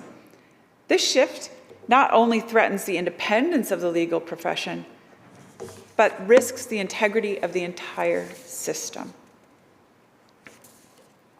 I've spoken at length about the potential for government overreach, but increasing government-appointed positions within a regulatory board from having 80% that were elected by the lawyers themselves to only 30%, introduces a potential for bias and manipulation in legal governance. It actually has that 12 of the 17 on the board will be government appointed. This influence can lead to a regulatory environment where decisions and regulations favor current government policies or suppress dissenting legal actions, thereby aligning the legal profession more closely with the legislative or government branch rather than acting as an independent body. But lawyers become judges, and they are the primary pool from which judges are selected. If the independence of lawyers is compromised, so too the independence of our judges. A legal profession influenced by government interests could lead to a judiciary less capable of acting as an impartial adjudicator in cases involving government actions, weakening one of the most critical checks on the legislative power of government. With increased government control over the regulation of lawyers, there might be an implicit pressure to avoid antagonizing the province, potentially deterring lawyers from taking on cases that involve challenging government actions or defending clients against provincial interests. This situation could lead to a chilling effect where important checks on government power, such as litigation and judicial review, are underutilized. The perceived loss of independence within the legal profession could also erode public trust in the fairness and impartiality of legal proceedings. Public confidence in the legal system is paramount to maintaining the legitimacy of the judiciary and the effectiveness of the rule of law. Without trust, the social contract between the government and its citizens weakens, leading to a less stable and a less just society. The changes proposed by Bill 21 threatened to fundamentally alter the landscape of legal regulation in a way that could undermine the entire system of balance within British Columbia's government. By diminishing the independence of the legal profession, the bill risks creating a system where legal and judicial processes could become tools of the government rather than mechanisms of accountability and justice. For these reasons, it's imperative that any reforms to the legal profession preserve the independence and self-regulation of lawyers to ensure that the legal system remains a robust check against governmental overreach. The imposition of government-appointed members on the board overseeing legal professions could lead to decisions that prioritize political considerations over legal ones. This could stifle dissenting legal opinions that are essential for robust legal debates and the development of law. Furthermore, the autonomy and moral authority of legal professions to challenge unjust laws or government actions could be compromised, undermining their role as one of the checks on government power. And this is powerful right now. We've just seen Bill 12 walked back out of this House because the legal profession gave opinions contrary to this NDP government's beliefs. And they were so loud and so convincing and so cross-sectorial that the business community also rose up and was heard. What happens if each of those lawyers was subjected to a government-appointed board? Could there be retribution? Could they be disciplined for their speaking out against government? If the possibility exists within Bill 21, then this bill has gone too far and should be stopped in its tracks right now. If legal professionals in any way by this bill are perceived to be beholden to the government, the impartiality of legal proceedings and the fairness of trials could come under scrutiny.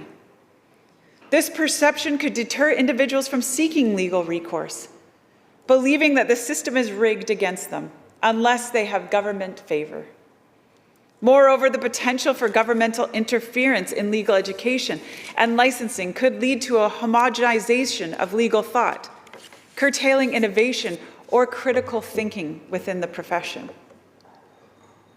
As legislators, our duty is not only to pass laws, but to uphold the principles of justice and democracy that form the bedrock of our society. In considering Bill 21, it's our responsibility to ensure that any changes to our legal system enhance those principles rather than weaken them.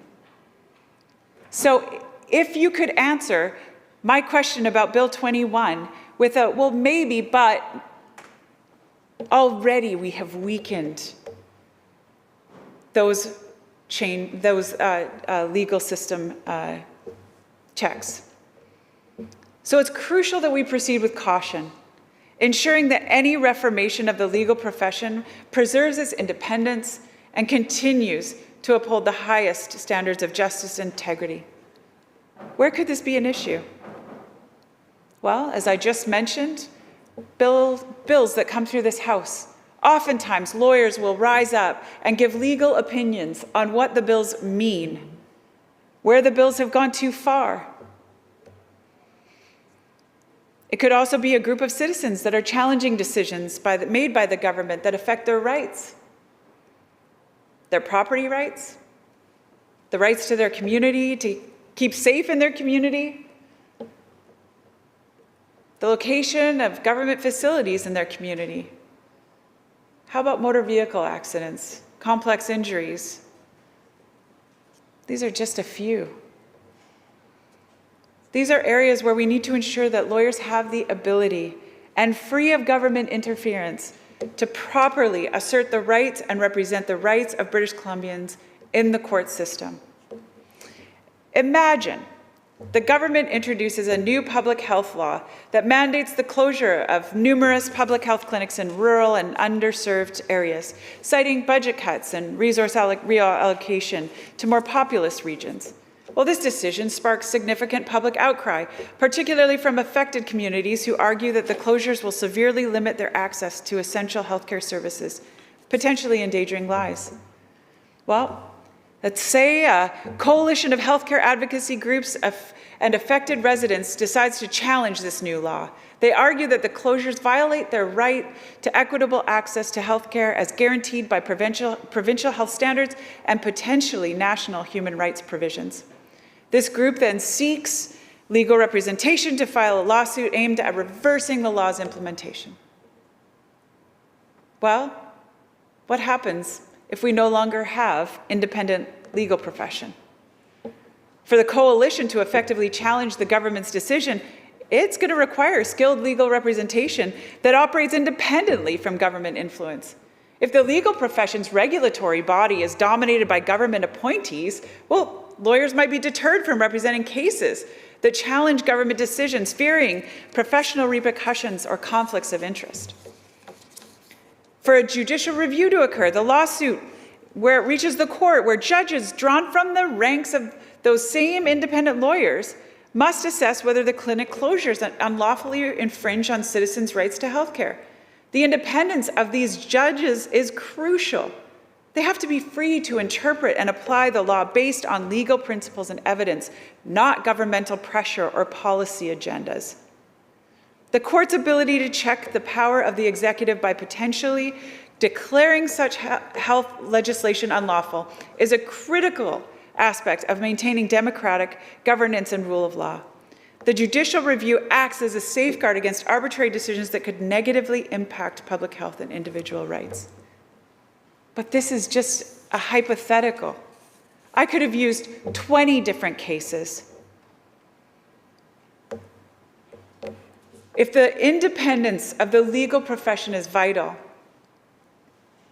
to ensure that all laws undergo rigorous and impartial judicial scrutiny, what happens when this is no longer the case? And it's not like we haven't seen governmental overreach in the last few years. Where has it already been seen? Well, we've got the Kids Coalition just off Broadway at West 8th and Arbutus. Well, they brought forth concerns about the City of Vancouver's lack of public process and accountability and transparency around BC Housing's project. What did this government do? Brought forward legislation to quash their challenge. How about the Surrey Police? Just bring a law in that makes it mandatory. Or the union representation of government lawyers. Don't want them to have a choice? Let's bring in a law that will mandate who they go with. This NDP government loves to override those with legitimate concerns about an abuse of the powers that they have, already showing a clear disregard of the rule of law. So as we delve into the details and implications of Bill 21, I really want to focus on one of the positive aspects. One of the standout features of this bill is in its initiative to broaden the scope of practice for paralegals and notaries. This expansion is a progressive step towards making legal assistance more available and accessible, particularly in underserved communities and for individuals who may find traditional legal services prohibitively expensive. Paralegals and notaries play a crucial role in the legal system, offering a range of services that include everything from drafting documents to providing legal advice on matters that do not necessarily require a lawyer's intervention. By expanding their scope of practice, Bill 21 facilitates a more inclusive legal environment where more citizens can receive timely and affordable legal support. And this is especially significant in rural and remote areas where the scarcity of legal professions can impede access to justice. Expanding the roles of paralegals and notaries can also help alleviate the heavy caseloads on courts and lawyers, thus speeding up legal processes and reducing legal costs. This change not only benefits the public, but also enhances the efficiency of the legal system as a whole. So there are positive aspects of Bill 21. Because I believe that all citizens deserve access to legal services, and enhancing the roles of paralegals and notaries is a commendable strategy to achieve this goal. However, it is deeply unfortunate that these positive changes are overshadowed by the broader implications of Bill 21 that threaten to undermine the very fabric of our democratic society. The bill's approach to restructuring the governance of the legal profession, particularly the increase in government-appointed positions within the regulatory board, poses a serious threat to the independence of the legal profession and to our democratic system. So while a positive change for the notaries and the paralegals is overshadowed by the possible threat to our democratic system, we've seen this story before. We know how it ends up. We saw it with the engineers. After we took away the actual empowerment of their seal, they're not submitting environmental assessments anymore. They're frustrated. They're disempowered. And they're having their applications rejected for different reasons every time, goalposts changing. Different bureaucrats that are far less educated and less responsible for the decisions than what their own engineer's seal represents. So the engineers are frustrated and are choosing not to do work anymore with these constantly changing goalposts. And in fact, many of them are leaving the province. Well, then there's the doctors under Bill 36. Just for an example, the definition of informed consent used to be based on global universal standards, but now is subject to a board of politically appointed persons. And now the lawyers, the last stop of holding a government to account. Because if the doctors wanted to, they could challenge Bill 36. How would they be represented? By lawyers. Who would make the decision? A judge, selected from the pool of lawyers.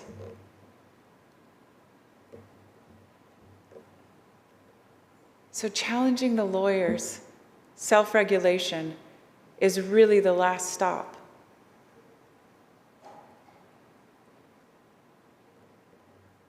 And I've talked about associations, but what about the homeowner? Or what about a patient? They would have to go to a lawyer to represent them, but that lawyer could now be concerned with retribution or political agenda. This is a huge overreach by government. It is unnecessary. And where does it end? How does this story play out? Well, for a government that has been taken to court so many times over the last 7 years and lost, I've lost count. And it would seem that they are simply trying to remove the obstacle that they have before them, the legal profession that holds them accountable. So while the aims of modernizing the legal system and increasing access to legal services are laudable, they must not be pursued at the expense of our foundational principles of our legal and democratic systems.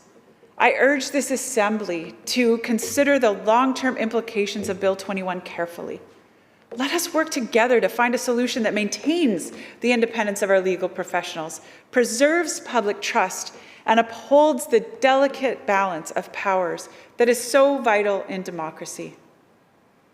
Let's move forward with a thoughtful and measured approach, ensuring that our actions today foster a just and democratic society for tomorrow. Because this is possibly the last stop for a gross overreach and a stacking of the deck for this NDP government by taking the last independent agency of the government's system of accountability under its power. Thank you so much, Honourable Speaker. Thank you, member. Recognizing the member for Skeena. Thank you, Honourable Speaker. And on behalf of Skeena, my riding, it's an honor to speak the Bill 21, the Legal Professions Act. And it is quite the act. It is 317 sections on 135 pages. But more importantly, I think it's important for the public to understand what we're really talking about here in terms of the principles that I've heard my colleagues talk about, especially the member from Vancouver-Langara, and just recently now Kelowna Mission. Because it might seem like we're just talking about the appointment of a board or 317 sections that it's going to take a lawyer to understand. But I think what we're really talking about here is, like so many colleagues have talked about, democracy and governance.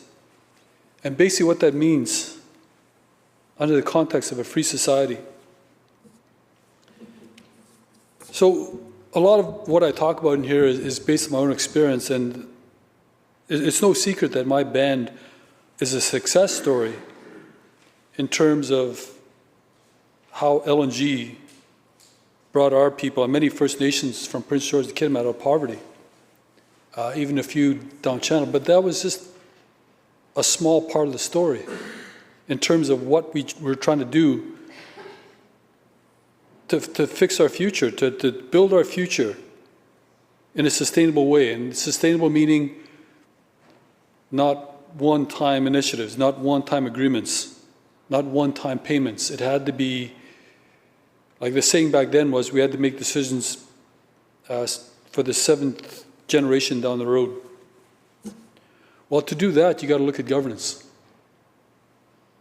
And the two things I noticed that my band, the Haida Nation Council, didn't have, that the provincial government had and the federal government had, was they had continuity and they had corporate memory.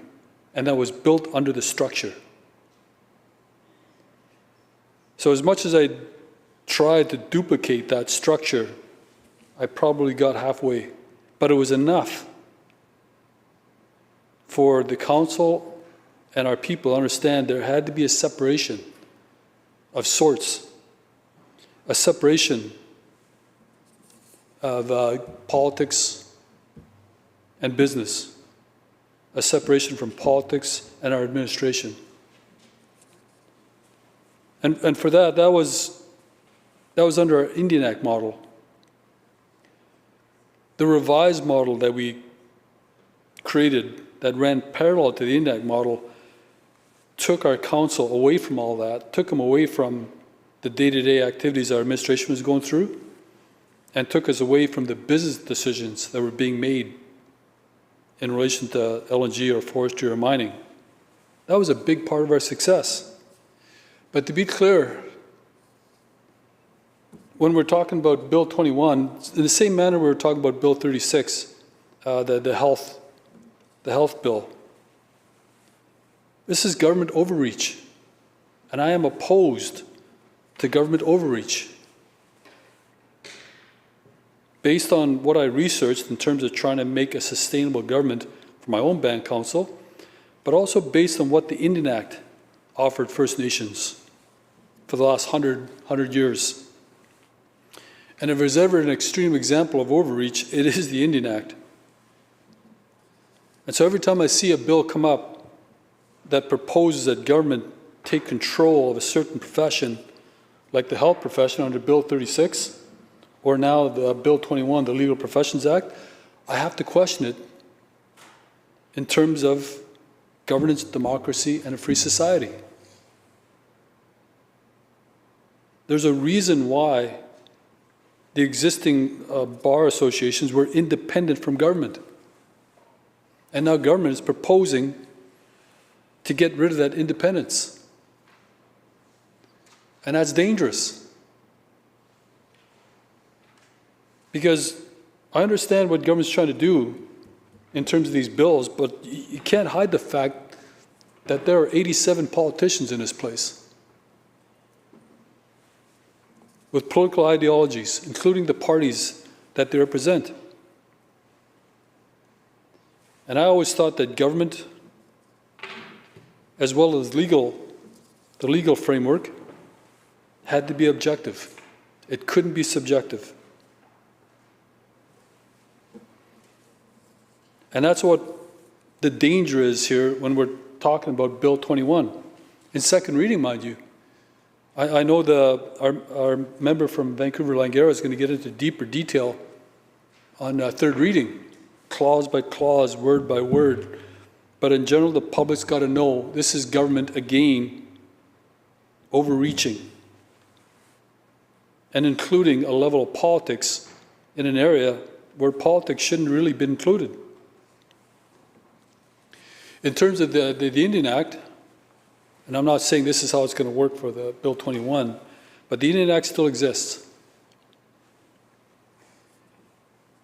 But fortunately, all those clauses and limitations aren't relevant in today's day and age. It's because the politicians in my band council chose to ignore it. And at the same time, for LNG's sake, the previous governments, for both provincial and federal, chose to ignore the Indian Act. Instead, they focused on reconciliation in terms of the Haida court case of 2004. And 2004 was when reconciliation really started in BC. And there was so much success in BC from that, in terms of peace in the forest and range agreement, the mining agreements that First Nations signed with BC government, and of course the LNG initiative, which was quite extensive.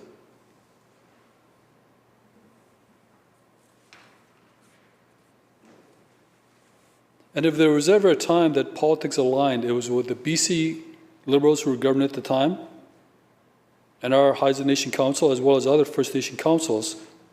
But we also stood there was rules that had to be followed, and we accepted it.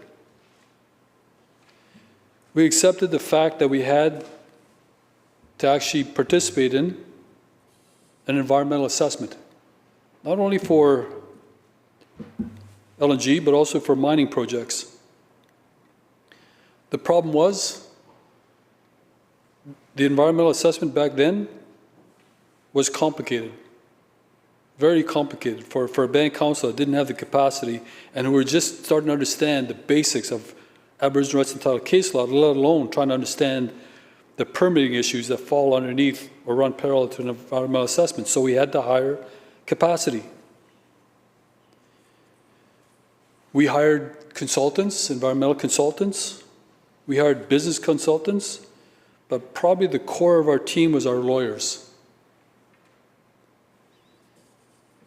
Our Aboriginal rights and title lawyer especially, just to get our foot in the door and just to understand what the Haida court case meant, what Delgamu meant, what Section 35 of the Constitution meant in the context of government policies.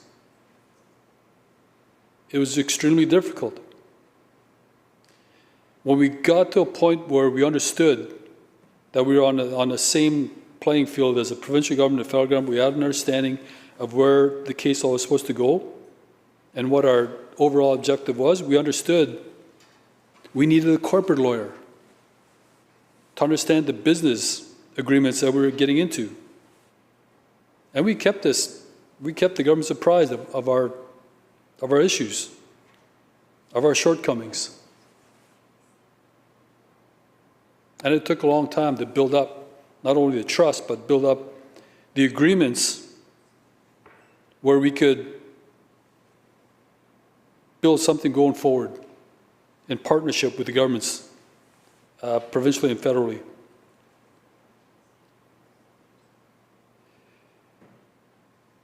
The biggest issue we had back then was trust. We did not trust the provincial government. We did not trust the federal government.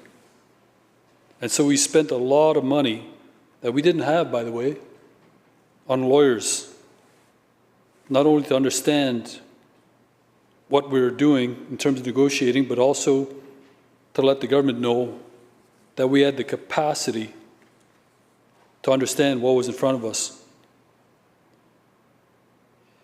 See, this was brand new for us, getting into major projects and understanding there was different aspects of the legal profession that we needed.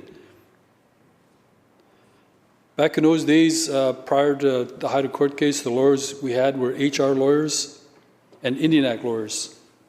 That's what they specialized in. But the business community, especially LNG, spoke a different language, completely, in terms of regulations, legislation, not only here in Canada, but also international.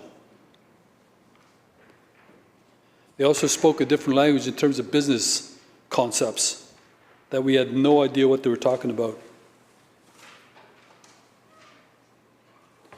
So through trial and error, we went out and found this capacity, the people that understood the specific language that corporations and government were using against us. But in that whole time, never did we think that the legal profession was in any way connected to government. In no way. I think if we had found out that this bill was coming into play back in 2004, 2006, my band probably would have rejected it.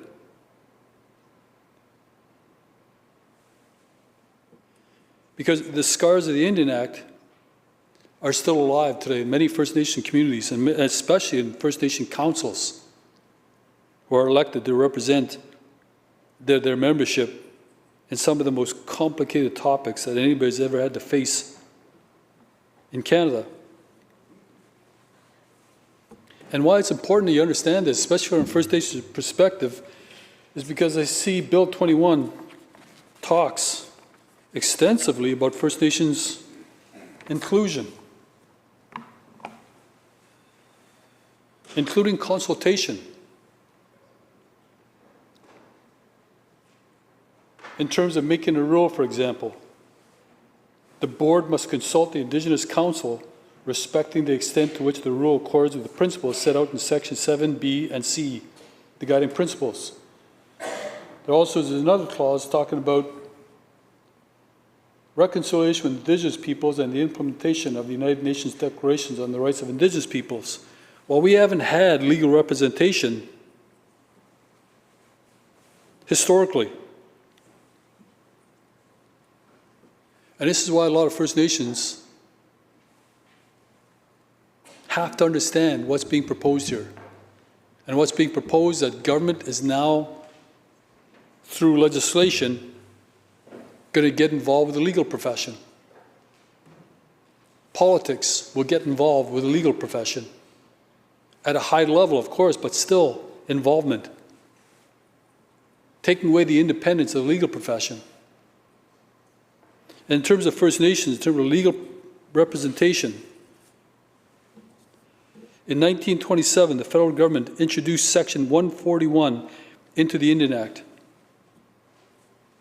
It banned the solicitation or collection of funds to pursue a legal claim on behalf of an Indigenous person or group without the permission of the Department of Indian Affairs. Former Prime Minister John Diefenbaker explained the provision provided that Indians can have no recourse to the courts unless they have the permission of the minister to proceed. The blackout period lasted almost 25 years until 1951, when Section 141 was finally repealed.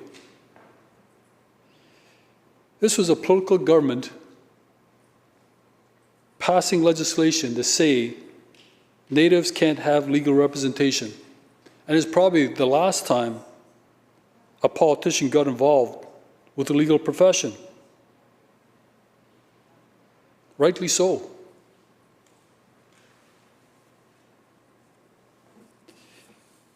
In my mind, it's almost a conflict of interest to have the politicians in this place creating the laws and then sitting on a board to dictate the membership of a board, taking away the independence of a legal profession that at some times will have to fight against the government.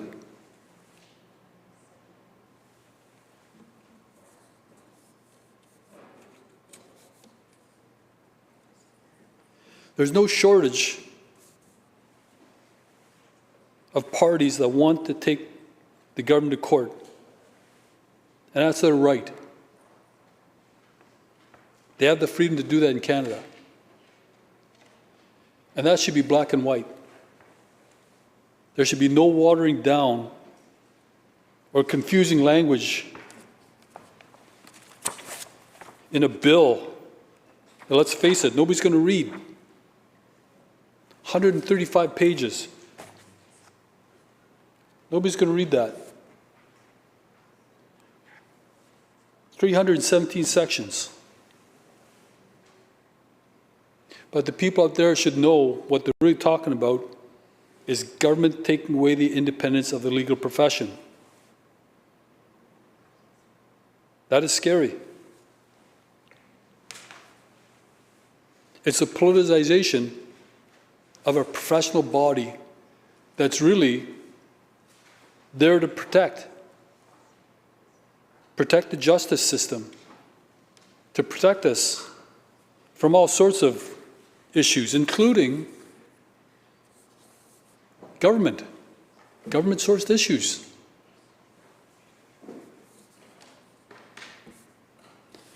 The further away government stays away from the legal profession, the safer people will feel.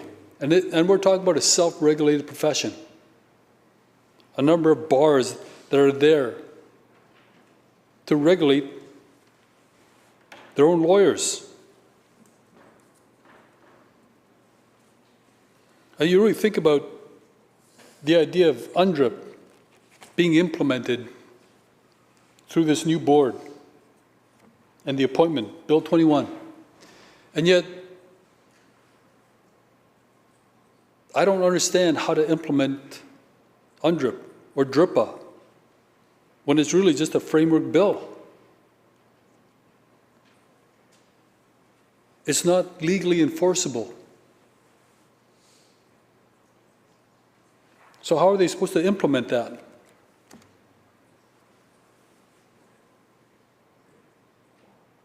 And the NDP government themselves argued in court that UNDRIP is not legally enforceable. And they had lawyers arguing that on their behalf.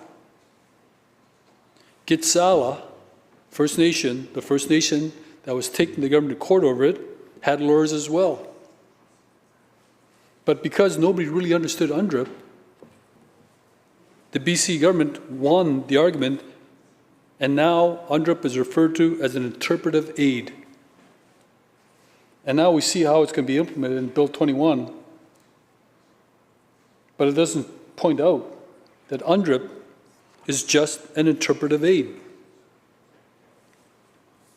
In terms of separation of government from the legal profession, Doig and Halfway River are currently in court with the BC government over treaty rights in regards to the Blueberry River Agreement. Now, rights and title is one of the most complicated, most abstract, most interpretive case law out there. It's not really the law of the land, but its case law dictates how the Crown is supposed to behave when dealing with Aboriginal rights and title. That includes treaty rights.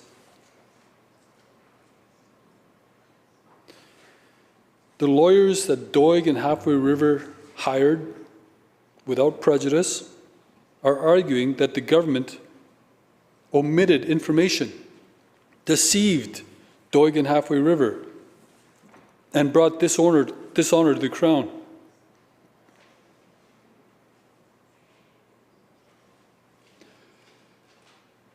Any First Nation, including Doig and Halfway River, are going to be surprised to hear that, number one, previously the legal profession was an independent body, independent from government, but number two, the days of independence are going to be over.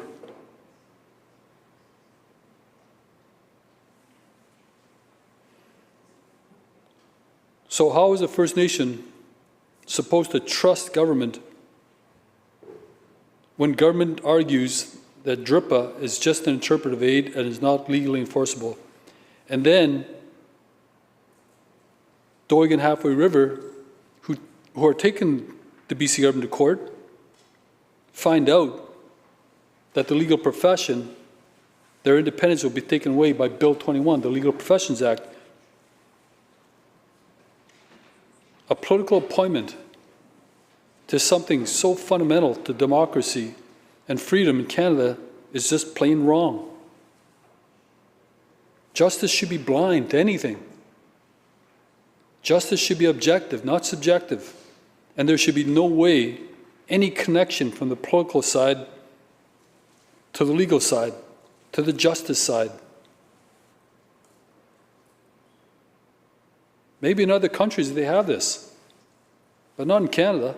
And nobody's going to go research the Constitution or Charter of Rights to figure this out in terms of what it means. People in here might, lawyers might.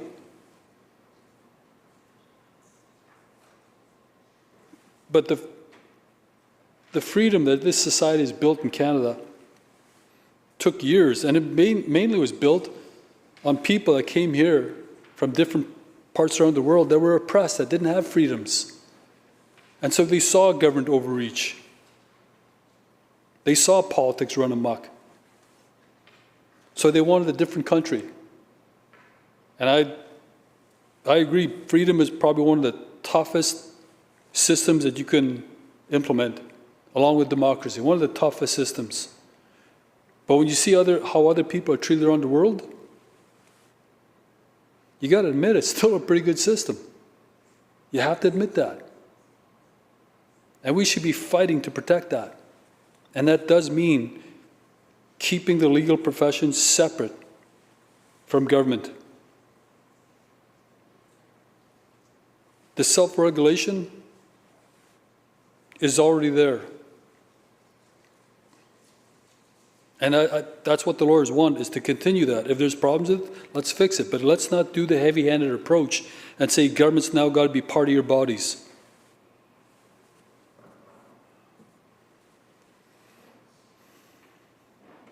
If we're going to do this, if we're going to protect against unfairness from government, then we've got to think about free societies, democracy, and governance.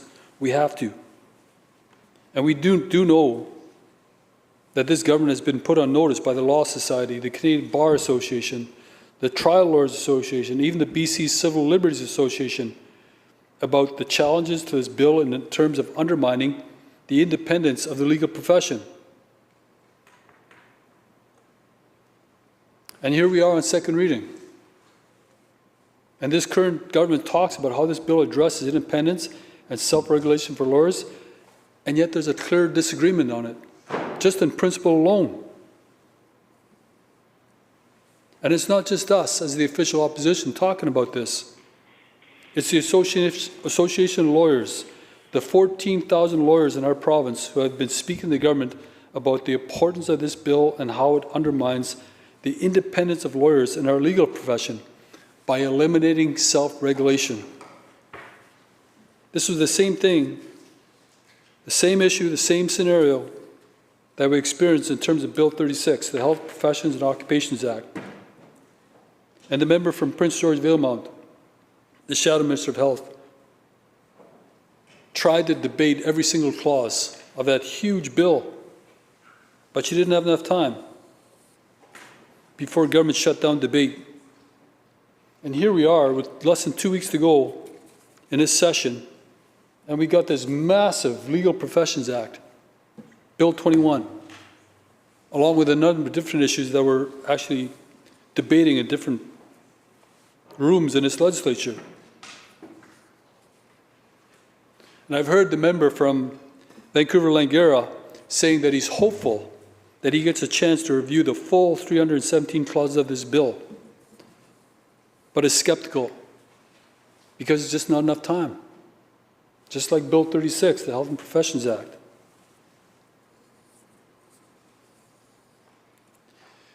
It has been said that in Canada, if not the Commonwealth, this will actually be the first move by any Commonwealth government or provincial government in Canada to take away self-regulation and take away the ability of lawyers to elect a majority on the board that represents lawyers. We have to understand that. As MLAs, so we can go back to our constituents and tell them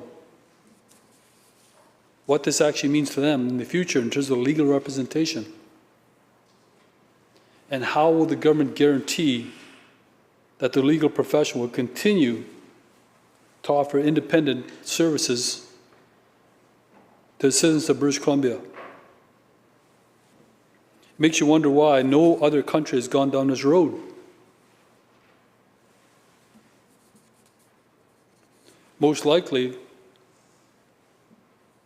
It speaks to what this side of the House has been saying. You've got to keep government and the legal profession separate. It's foundational to what this country is built on.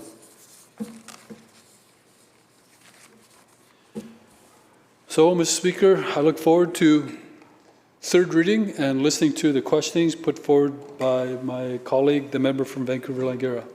Thank you. Thank you, member. Member for Penticton. Oops. Sorry about that. Member for Penticton. Thank you, sir. I look forward for a few moments here to have the opportunity to speak to Bill 21, Mr. Chair. And just before I speak to it, I just want to give you a couple personal situations that I've run into with the independence of lawyers. I'll never forget as a young kid getting dragged up the stairs to my dad's solicitor and the barrister that was also in the office, and having the opportunity to really see firsthand what lawyers can do for you. And the gentleman went on, after numerous years of service to many in Penticton, to become a BC Supreme Court judge. And as many know, it's not applicable for an individual that is rising to the bench to give recommendations of where you should go. So my father, being rather astute, said, well, who would you hire for a lawyer in Penticton? No recommendation. And so the gentleman mentioned a few. And we had a meeting. I was dragged into it again. And we had a meeting with an individual that kind of hit off. And when you're in business, and lawyers get to see how you think, and with through acquisitions or family issues or deaths, and they get to see how the family is and how as an independent you are. And so after numerous questions and everything, we had decided upon the individual, and within about 3 years, he called us both in and said, I'm sorry to inform you that I won't be able to be your solicitor anymore because I've been called to the bench.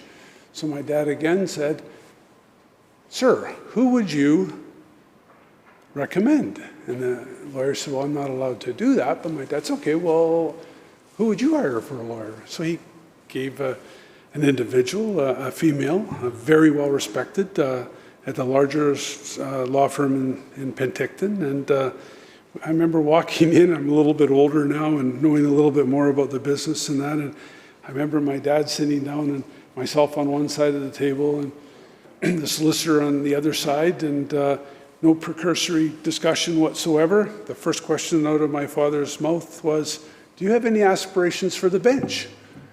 And the young lady lawyer said, no, sir, I don't have any. And he goes, you're hired. Because, again, lawyers get to know what you're like. They're there for that independency that you need. They give you both sides of situations. Good lawyers do. And you want an individual that's independent. You want an individual that is able to provide you with the best legal advice possible, the best personal advice possible. But you also don't want any conflicts, because in business, there is lots of tendencies where you will, Mr. Speaker, through yourself, sorry, Mr. Chair, I apologize, where you do cross boundaries of government. And you want a fair, and you want not an ambiguous, you want a upright, straightforward answer to what is right and what is wrong in the direction that you want to go. And I really think, just like religion and politics never, ever, ever mixes, I really would hope that, as my peer from Skeena had said, with Bill 36, 135 pages in the bill, 300 plus sections to look at, that coming in at an explicit time of where we literally have 7 more days after today before that bill will be coming forward to get a royal assent. And I would just hope that common sense would prevail when there are drastic changes that are taking place, and an example that I can give right now, and I don't know if other members of the House have had this, but I've had people come into our office since ICBC was changed, and here you have individuals that sustained major injuries and are limited now to what is possible to recover. And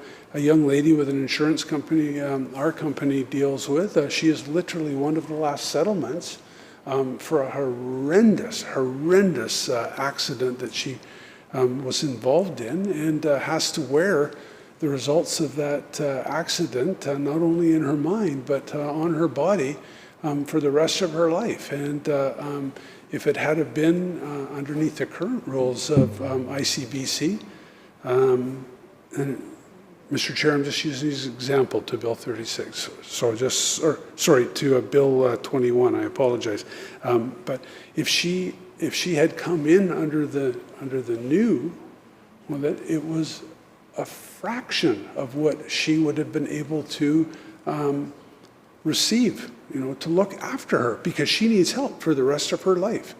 And so, this is one of the things, and I'm not going to come out and chastise the government for jumping in on this. They have their ideals that they want to project onto society on some of these issues, whether it's the Health Bill 36, what I just mentioned, down to 21 now. For the lawyers, there are places that government shouldn't be. And I really think, sir, through yourself, that this is one of the places that government should not be. And, for the record, and it may have come out, and Mr. Chair, if you don't want to give me grace on this, but for the people that I represent, I would just like to read the letter that has come from the Law Society personally on it. So, and it's addressed to the Honourable Nikki Sharma, Attorney General of British Columbia here at the We Parliament. don't use names in the House, member. I'm sorry? We don't use names in the House. Oh, I apologize. I was just reading the top of the letter. So I'll just say to the Attorney General, I apologize. Yes, and the letter, good chunks have been read into the record, so it doesn't need to read the entire letter, but please okay, proceed. well, I'll just thank you, Mr. Chair, for your advice, and I appreciate that. Let me just give a couple quotes out of it, and it's in one of the quotes is, "We, the benchers of the Law Society, are certain that the development of Bill 21 has failed to meet reasonable expectations that the public and legal professions be significantly involved in commenting and advising on the substance of the bill." Well, here you have the society where a few in this wonderful legislature have risen up through saying to the government, hold on a minute, folks, there has not been enough advice coming from us or into our comments. And I think that that is very, very important. And they're asking that they urge the government to reconsider the passage at this point in time and take more time to consult not only with the public, but also the legal professions, and especially, as we heard my peer from Skeena say, the Indigenous people of British Columbia, to ensure that the revised bill creates the legal regulators so where everybody has a fair and equal opportunity. So I really think that there is time at this point, whether or not it gets through in this session, but it's going to be incredibly important for the future. And I really think we should be proceeding with caution and due diligence as a safeguard to the pillars of justice that we all respect in this province and in this country. So, Mr. Speaker, I think this is a critical issue at this point in time. And I know our side would like to work towards amendments that preserve the independence that we've talked about. Other peers of mine have talked about here. The legal professions have brought forward. And I think that they do generally and genuinely realize that there is an opportunity for an improvement in the profession, the Legal Professions Act, but they want the opportunity of the input. They want the opportunity to be involved in the process to ensure, again, that there's an arm's length between the solicitor and the client, and I'm going to add one more to it, and the government. So, Honourable Speaker, while the modernization of the legal professions, as I said, is a worthy goal, I don't really think it should come at the foundations of our legal system. And I just hope that government alleviates the repeated refusal to do this. I really think that the government needs some secondary thoughts on this, and if we all work together, we will have the opportunity of a comprehensive and a real genuine process that will involve all the stakeholders, involve everybody that is going to have to do and something to do with this new act to ensure that the base, that big solid foundation that's required, is put into place and put into place properly. I know that we on this side would like to implement some regulatory framework that protects the autonomy of the legal profession, again, from government influences, I guess is a good word. It's not a word where there's going to be, direct direction being brought into it. However, a subtle influence, unfortunately, probably does not exist and should not exist when the profession is dealing with individuals, dealing with entities like I-corporations, or dealing with the Indigenous people of British Columbia.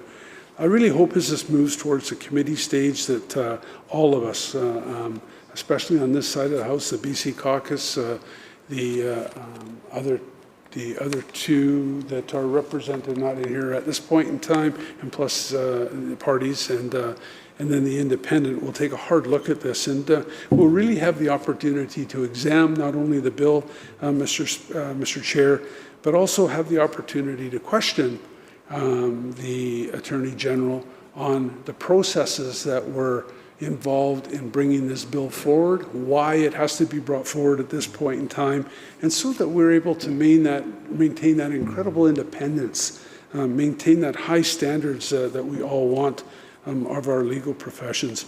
And just as an interjectory note, and I don't often repeat this, but I came from council, as many of us did, and we had a very well-known lawyer on council, a man who I didn't really know when I got on council. And Mr. Chair, you say some things that you really shouldn't say in council meetings, and this was one particular one where the lawyer was carrying on as a lawyer can, but we weren't in court, we were in a council. And I said a comment to him that I thought he was a bit of a peacock. And he looked over at me, and the mayor choked, and he asked me what I meant by that. And I said, well, you're over there fluffing yourself up. And I said, pretty soon you're going to spread your tail and we can see your true colors. Let me tell you that that was one of the last things I ever said to him as a derogatory comment, because all of a sudden I gained that experience, not only on council, but in life experiences. I see my peer from Skeena is smiling backwards. I gained the opportunity to realize that a gentleman of his stature in the community brought an awful lot to a council, and an awful lot that we should have been listening to all the way along. And I think again in here that there are some very good individuals that have gone through the process of becoming lawyers and have gone through the opportunities that have presented to them all through their life to have that independence. And I would just hope that the Attorney General, also being a solicitor/barrister, would realize that there's a lot at stake here, and there's a lot that should be taken into consideration. I realize that there are amendments also to the Notary Act, and these are individuals, as we know, that look after the wills of our loved ones or the wills of ourselves. They're the individuals that help on more than occasions, that help precede us with the purchase of land and or homes. And we want to make sure that that's done appropriately, and we want to make sure that that is done in a fail-safe way when they attach those blue corners to the documents, that is a document you can take to the highest standards in the land. And we want to ensure that that's done correctly. But we also want to say that we want to have that opportunity to hear what they have got to say in the direction that the government is trying to take this particular bill. And I also understand, Mr. Chair, that there was approximately just over 700 responses to this. And I question, a populace of 4+ million people in British Columbia, how much was the stakeholder agreement? Not only from the solicitors, but also from other agencies around the Real Estate Association, other government bodies, opportunities in our communities where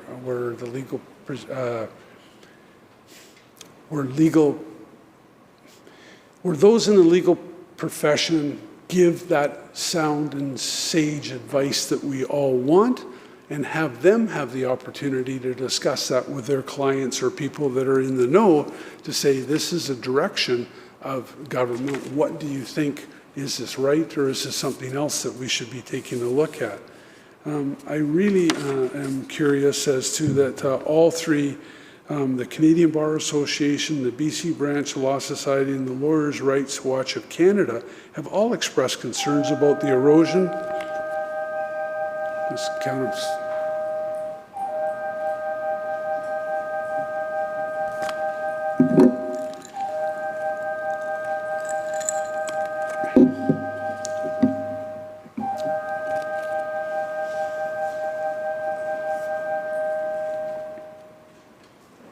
Thank you. You can proceed now. Division vote in another chamber. Yeah.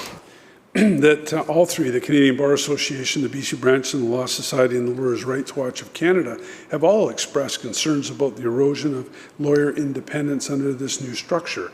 It is crucial that any regulatory board remains free from political influence to uphold the integrity of our legal system. That's a pretty bold statement that I would hope that the government and those involved in the process and the creation of Bill 21 would rise to and listen to and think about, because when you see associations like that coming forward, and I think the end of it says, uphold the integrity of our legal system. Well, that's pretty important in this country, this incredible country that is still one of the most democratic countries in the entire world. And I think what we really, really ought to be taking a look at this. And I've said this and again, and I know other people will say it, that there is deep concern that Bill 21 is a compromise to the independence of our legal system. And it is incredibly fundamental that the principle must be preserved to maintain public trust in the rule of law.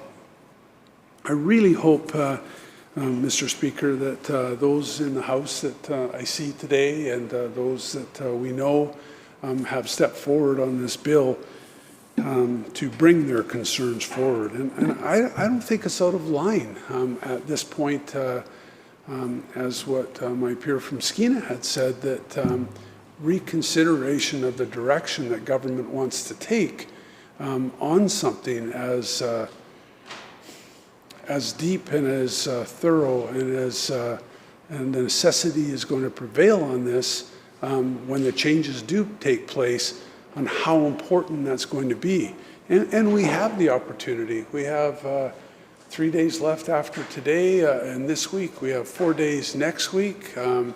Yes, there's something transpiring in the fall, but oh my goodness, when something the depth of this is coming forward at the last moment, and I realize that there have probably been a substantial amount of time in the preparation of this document, but I really think for the public to be able to have a look at this and to be able to think this through, to be able to talk to their peers in the profession, and to be able to come forward and maybe add some suggestions. And Mr. Speaker, Mr. Chair, we heard what had happened on Bill 36, and we've heard from the professions of their discontent on how this transpired. And I would really think that the government would be hearing those concerns, because there still is a lot of uncertainty in our health professions regarding Bill 36. And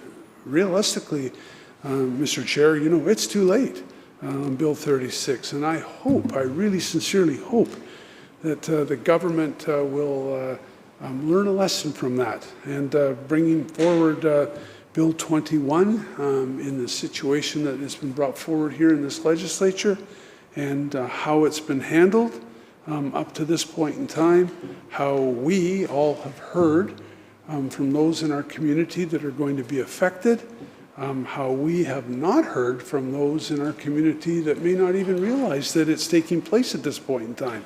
And that dissemination of information, not only into the profession, but those that are associated with the profession, in ways, whether they're a customer of a lawyer or an agency that is represented legally, have the opportunity to sit down and ensure that what is being proposed, and which will become a bill and law very, very quickly, is right. And Mr. Chair, I would ask again, through yourself, to my peers in the House, those have the opportunity to talk to those in their party, and also to the staff I know that are listening intently as we all speak about this, that let's just give this bill some sober second thought, give the opportunity of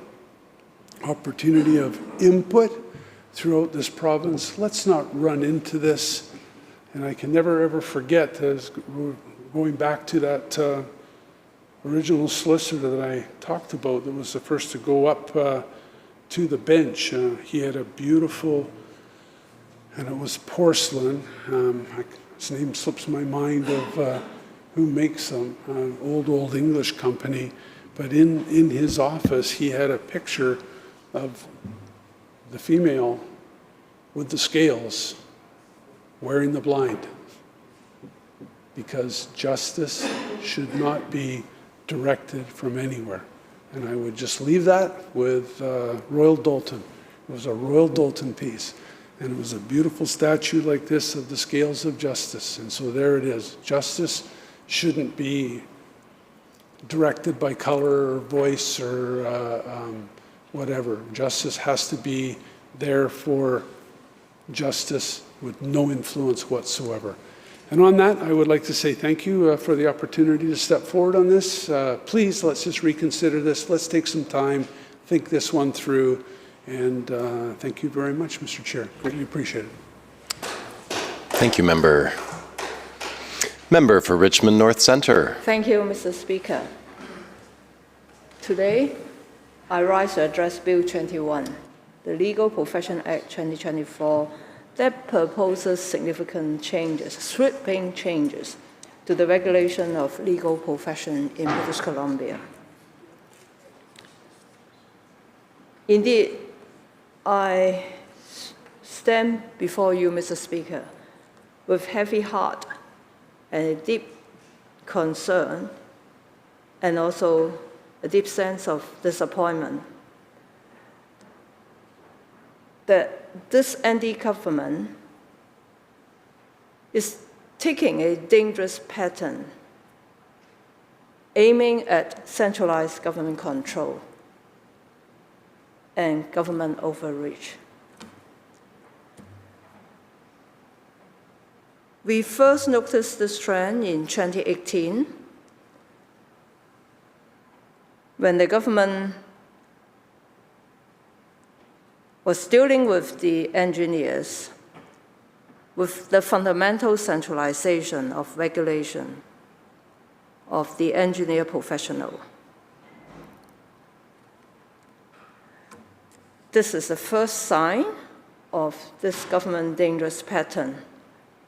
And then we have seen Bill 36 in 2022, the self-regulation of 6 government-appointed colleges for the healthcare professionals, and the elimination of elected positions that existed under the former system that has ensured professional independence from government control. And when this bill was passed, the Health Profession and Occupation Act, that was highly controversial. BC United MLAs certainly all opposed to that legislation because we didn't have the proper debate and the government imposed a closure that my colleague, the member from Prince George Realmont, the Shadow Minister of Health, did not have the opportunity to complete the review of that bill. We only got a third through the bill. And as a result of the lack of thorough debate of that bill, and of course, not enough consultation, we see the result of the crisis in our healthcare system. You know, Mr. Speaker, as an immigrant from Hong Kong, the same as I guess most other immigrants who have come to Canada, not only just for a better quality of life, but like myself, when I left in 1989, Hong Kong was still a British colony. All Hong Kongers did not have the opportunity to vote for the governor. We call the head of the Hong Kong government as the governor, who was appointed by the British government and sent all the way to Hong Kong, somebody who might not even live in Hong Kong or understand what Hong Kong is like. But living in a colony, at that time, when I was there, it was about over 3 million population. We have no say. We have no say in deciding who is going to decide the policy for Hong Kong. That's the major reason why myself and my family have decided to uproot.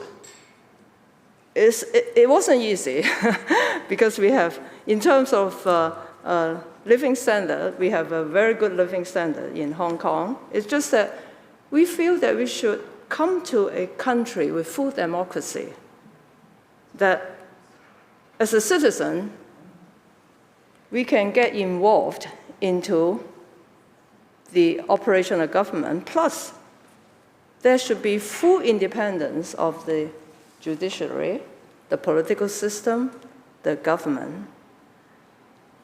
And there shouldn't be a centralized control from the government, like what I have lived in the first half of my life in a British colony.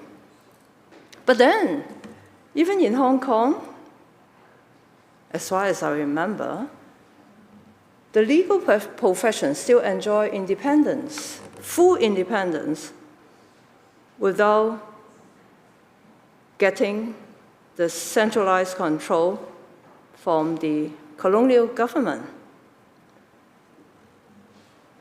And that's why, Mr. Speaker, I started off with my comment saying that I'm standing here really have a heavy heart and also a deep sense of disappointment that this Bill 21, the Legal Profession Act 2024, like my colleague, the member from Vancouver Langara, already spoke so eloquently for quite some time about the fundamental change to this legal profession. And that's why the major legal societies, the Law Society, the Canadian Bar Association, the Tri-Lawyers Association, and even the BC Civil Liberties Association have put this government on notice about the challenges of this bill in terms of undermining the independence of the legal profession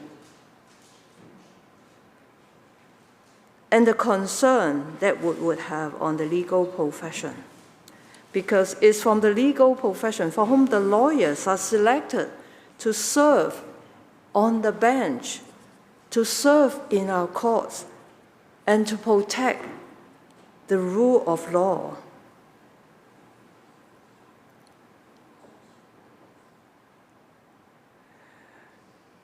The Association of Lawyers, the 14,000 lawyers across our province, have been speaking to the government about the importance of this bill, about how it does undermine the independence of lawyers in our legal profession by eliminating self-regulations.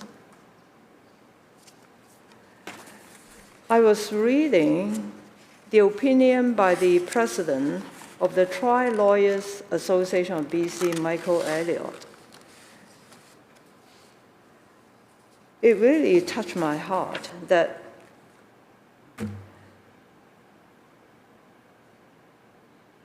he reiterated, the same as the other lawyer association, that lawyers across BC are deeply concerned about this bill, the Bill 21, for several reasons. In particular, that it ends lawyer independence in our province. Mr. Speaker, as I was speaking from the beginning, that I think it's not only me. Canada is made up of immigrants all over the world. And as I said, most immigrants, like myself, have decided to come to Canada because we really look forward to and admire and respect the full democracy that we all enjoy. We expect independence of the judiciary, independence of the political system, and independence of the executive council, and also independence of each professional bodies, not to be messed and controlled by the government. But here we are, seeing that one after the other, that this government is trying to take over their independence. First, the engineers, and then the health professionals. And now, our premier himself was a lawyer, is of the legal profession. And the Attorney General herself is a lawyer. The two most important government officials, the Attorney General proposed this bill just during the end of the last session of their second term, without proper consultation with the legal profession, without engagement. Again, that's why I say I'm standing up with a heavy heart, because this is a dangerous pattern, that this government is going on the path of lack of consultation, lack of engagement, and is taking away the independence of professional bodies. Especially, as I said, the Premier is a lawyer himself, the Attorney General is a lawyer himself. The two of the senior government officials should understand that lawyers must have independence in order to protect British Columbians from the government.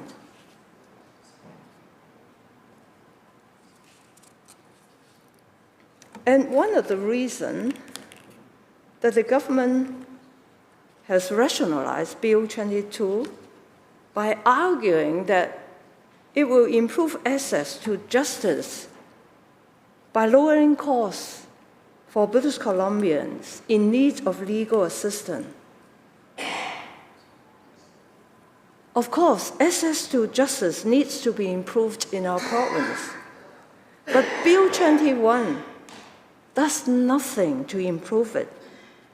In fact, it distracts from the BC government's continued diversion of funding intended for legal aid to instead support general government revenues and spending. Already, British Columbia is unique among all provinces in that it changes a 7% provincial sales tax charge on legal services, which makes these services most expensive and more expensive than any other provinces.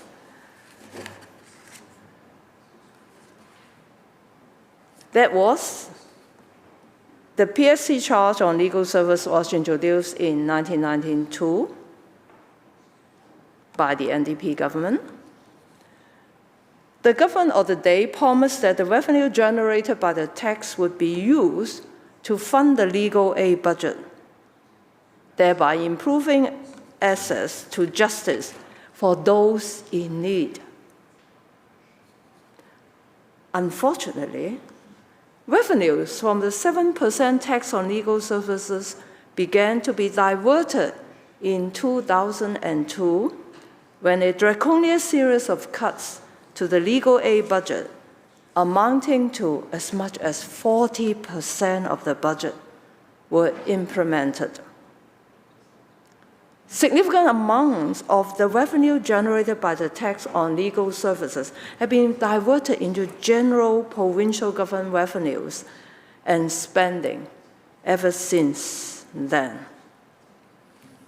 In February this year, the Canadian Bar Association BC branch noted in a statement that the amount of PSC paid by British Columbia on the legal fees is estimated to be $230 million each year, with about $130 million allocated to legal aid BC.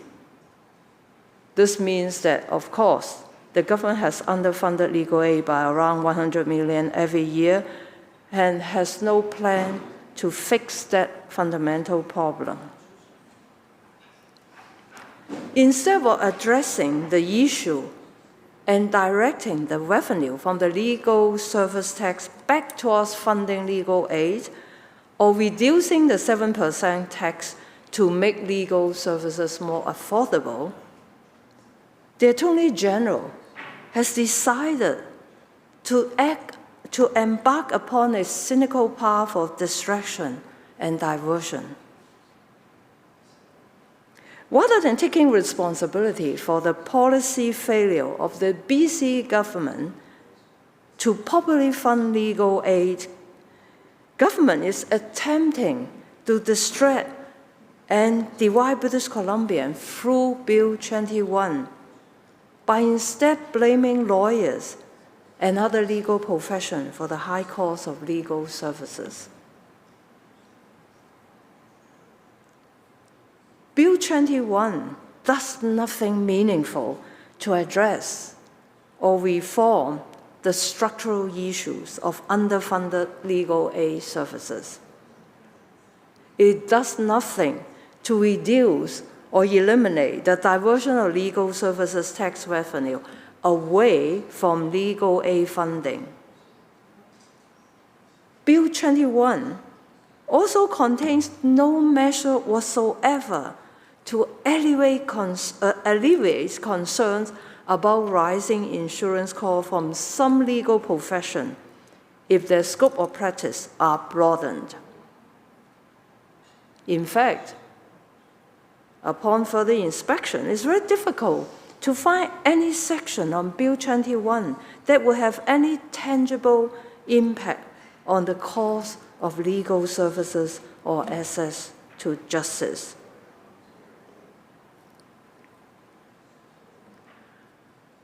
It is more likely that this Bill 21 is a cynical detraction from the fact that the government is continuing to divert funding intended for legal aid services into general revenue instead.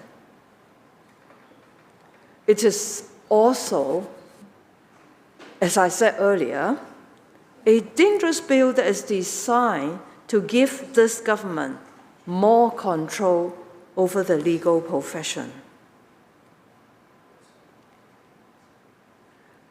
When one of the primary functions of an independent legal profession in a functioning democracy is to act as a check and balance against government overreach.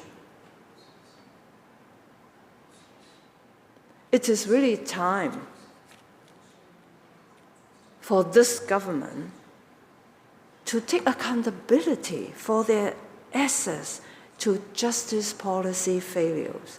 Shall be Bill 21 preserve the independence of the legal system and restore the funding for legal aid instead of diverting it. And Mr. Speaker, when I was reading a practicing lawyer in Victoria for 47 years commentary, Roxanne Hume, I really feel really sad.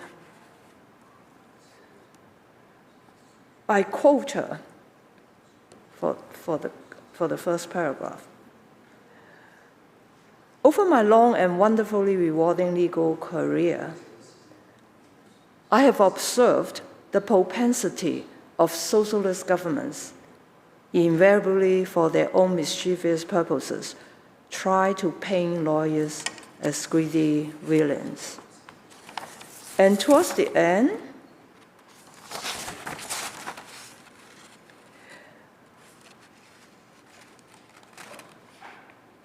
this seasoned lawyers concluded by saying that consider the lot of lawyers in many established socialist venues, such as Russia, and what their society looks like in those places, because the attack on the law profession, on the legal profession, is extremely dangerous for the health of the just society we have at our own peril. And she said this attack on the legal profession that she has witnessed over many years has been deliberate, incremental, persistent, and sneaky. Mr. Speaker, BC United acknowledged the need for modernizing legal services and improving access to justice. But we are deeply, deeply concerned that Bill 21 compromises the independence of our legal system, a fundamental principle that has been aspired by immigrants of my community. This must be preserved to maintain public trust and the rule of law. I must emphasize once again that I left Hong Kong, where I was born, where I was educated, where I enjoyed a good career, and uproot my whole family to Canada because I respect that the government has our public trust and is governing according to the rule of law. Bill 21 continues a troubling pattern and overreach that mirrors action taken against, as I said earlier, all other professional fields such as engineering and healthcare through Bill 36 and Bill 49. This profession have already experienced the consequences of increased government control, which ends the checks and balances for a free and democratic society. Checks and balances are crucial for a free and full democratic society. Mr. Speaker, various legal advocacy groups have echoed our key concern with Bill 21. The proposed board composition under Bill 21 includes a significant number of government-appointed members, which could lead to potential government interference in legal regulations. All three, the Canadian Bar Association, BC Branch, the Law Society, and the Lawyers' Rights Watch Canada, have all expressed concerns about the erosion of lawyer independence under the new structure. It is crucial that any regulatory board remains free from political influence to uphold the integrity of our legal system. While the bill aims to expand access to legal services by introducing regulated paralegals and potentially other new categories of legal professionals, it is vital that these changes do not compromise professional standards and the quality of legal representation available to the public. The consultation process leading up to the bill's introduction appears inadequate, with only 776 responses collected. This raises questions about the depth and breadth of stakeholder engagement, particularly concerning such a transformative piece of legislation that impacts a core pillar of BC's democracy. Despite promises of reduced legal fees and increased affordability, there's no clear indication within the bill itself that these outcomes will be realized. This discrepancy between the government statement and the bill's content needs to be addressed to ensure transparency and accountability. Further, it's important to recognize the proactive steps taken by notaries in British Columbia to elevate their professional standards. Notaries have made significant strides to ensure that those practicing in the expanded scope have the necessary knowledge and expertise. This commitment to maintaining high standards in their profession deserves commendation. While BC United appreciates the government's intention to integrate such standards into Bill 21, it is imperative to note that the notaries themselves have proposed an alternative path. They suggested amendments to the Notaries Act that would have allowed them to voluntarily adopt these higher standards without the need for a broader legislative overhaul. This approach would have preserved the notary profession's autonomy while still achieving the government's goal of elevating professional standards across legal services. As we all know, this government chose not to take this path. As the bill moves to the committee stage, the BC United Caucus will rigorously examine each and every one clause to ensure that the legislation aligns with the best interests of British Columbians and maintains the independence and high standard of our legal professions. The BC United Caucus will implement a regulatory framework that protects the autonomy of legal professionals from undue government influence. This should be done while ensuring that expanding roles within the legal profession does not dilute professional standards. Unlike the government's repeated refusal to do so, we will continue to push for a comprehensive and genuinely inclusive consultation process that involves all stakeholders. Mr. Speaker, while modernization of the legal profession is a worthy goal, it must not come at the expense of the foundational principles that govern our legal system.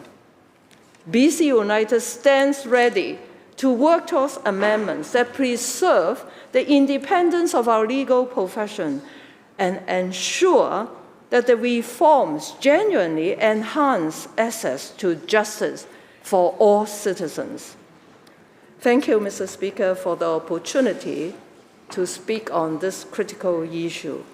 Let us all proceed with caution and diligence to safeguard the pillars of justice in British Columbia, which has been existing for so many years. Thank you, Mr. Speaker.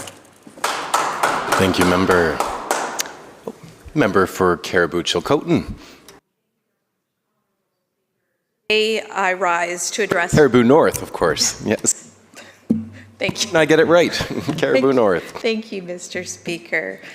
Today it is a privilege and an honor to rise to address Bill 21, the Legal Professions Act 2024, which does propose significant changes to the regulation of the legal professions in British Columbia.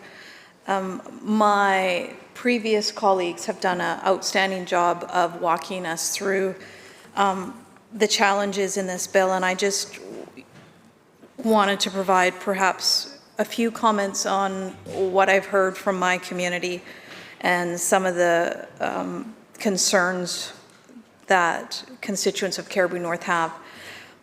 Because Bill 21 is a pattern that we've seen from this government, very similar to what we witnessed during Bill 36. And I know the Health Professions Occupational Act created significant challenges, not just in my riding, but in constituencies across this province. And I had many conversations with constituents on their considerable concerns about Bill 36. Of course, we voted against that, but it's just a process and it's a pattern. And this is, Bill 21 is a similar pattern of what we're addressing and seeing today. And that's why you've seen such a vigorous debate from BC United teams of standing up and defending our constituents. I wanted to take a moment to read into the record something that was shared with me, because I think it's important to be putting this on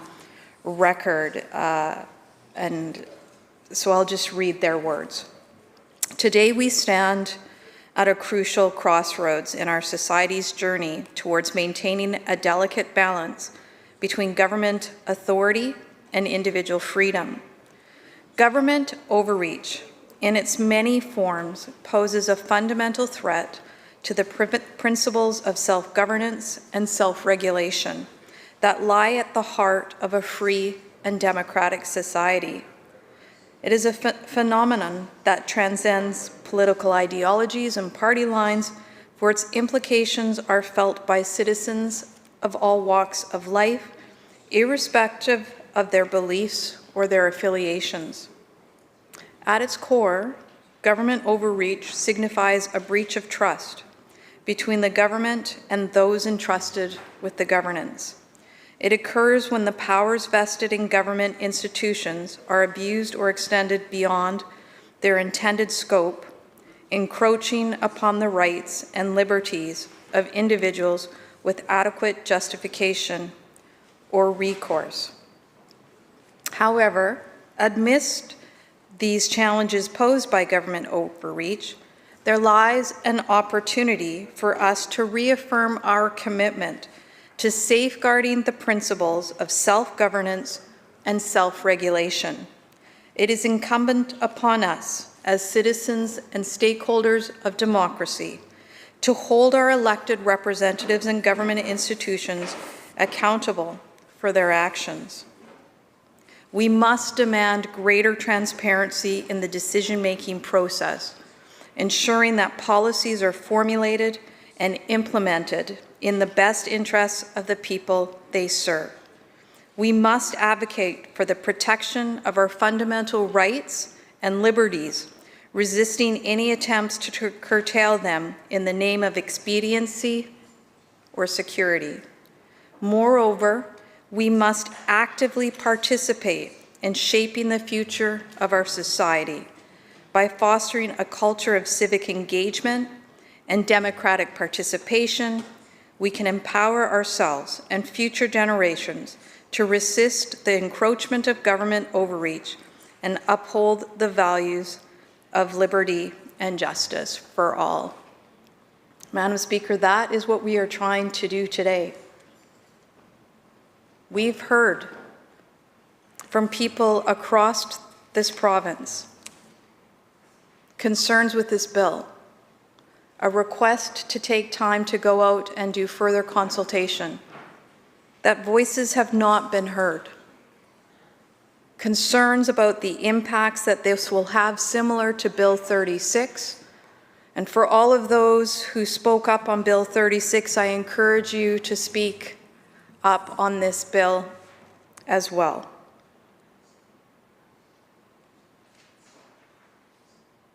This is truly a bill that is about government overreach and the impacts that it potentially could have in our communities.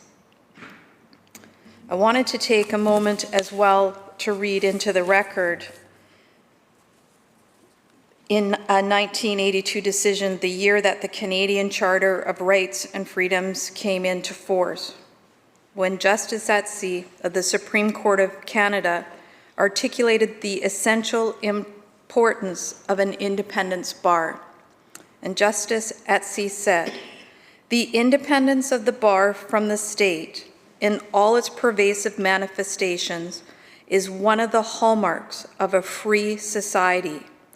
Consequently, regulation of these members of the law professions by the state must, so far as by human ingenuity it can be so designed, be free from state interference in the political sense with the delivery of services to the individual citizens in the state, particularly in the fields of public and criminal law. The public interest in a free society knows no area more sensitive than the independence, impartiality, and availability to the general public of the members of this bar, and through those members, legal advice and services generally." At the heart of it, that is what this bill is about. This bill sets forward regulation that will eliminate self-regulation, undermining the independence of lawyers, going against what the Supreme Court of Canada said was fundamental to a free society, a free and democratic society. And that should alarm all of us in this House. Composition of the board under Clause 8 of this bill sets forth that only 5 of the 17-member board will be elected by and from any lawyers. Today, the current composition of the board of the Law Society, which is the regulator board of lawyers in this province, there are 32 members of this board. 25 members of this board are elected directly by lawyers. That's 25 out of the 32, which is a majority. There is a reason why they are independent. Because, Honourable Speaker, as you well know, there is great diversity in this province, and representation across this province looks very different. I've often spoke in this legislature about the geographic challenges and differences that exist in this province. If you come to the Cariboo, often the views of people living in our rural communities is very different than the views that are often shared in some of the larger urban settings. So when representation by geographic area is eliminated and removed, again, it is a reason why it is necessary to speak out, speak up, and speak against. The Law Society previously had regional elected lawyers on a geographic basis, and they ran elections. This bill removes from the professions of lawyers their right to association for the purpose of self-governance and self-regulation, and that the lawyers' rights to freedom of association would be limited to joining voluntary bar associations that have no governance or regulatory authority. With only 5 of the elected of up to 17 members board, lawyers will be unable to protect the public's right to representation by lawyers, of right of lawyers to fully discharge their professional duties free from the regulator or other interference by the state or other external actors. And for that reason, Honorable Chair, is why I speak up, I speak for, and I encourage others to join this conversation on a bill and call for more time for consultation so that all voices in this province can be heard.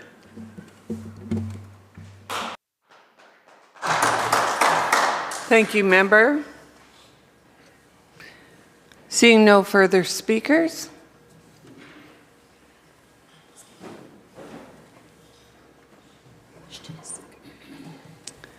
the question is second reading on the bill. All those in favor say aye. Aye. Division's been called.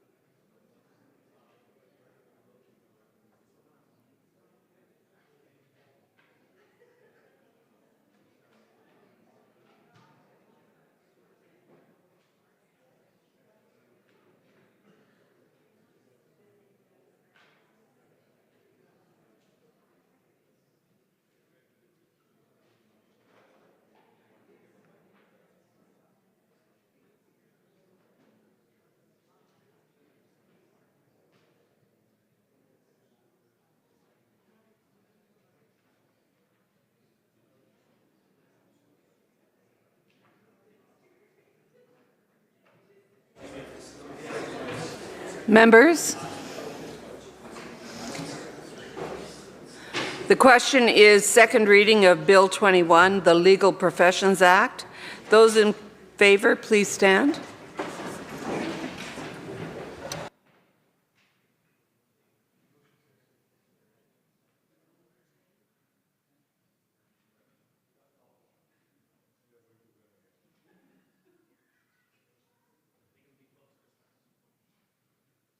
Thank you. Those opposed, please stand.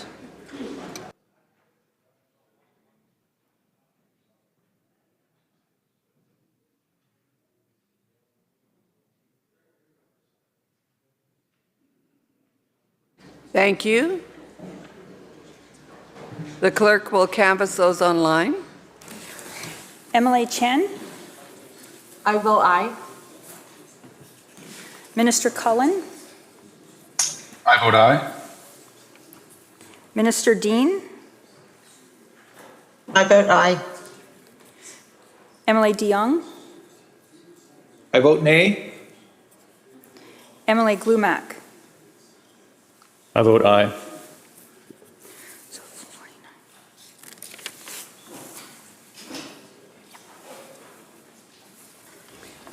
Madam Clerk.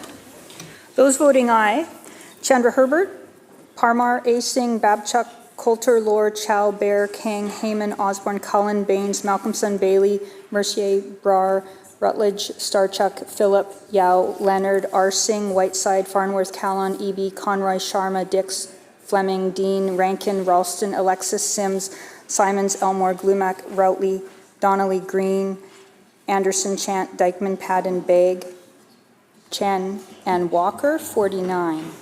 Those voting nay: DeYoung, Dirksen, Millibar, Stone, Bond, Halford, Ross, Oaks, Bernier, Davies, Morris, Kylo, Shapika, Sturko, Merrifield, Watt, Lee, Kirkpatrick, Stewart, Ashton, Sturdy, Letnick, Firstenau, and Banman, 24. The motion is carried.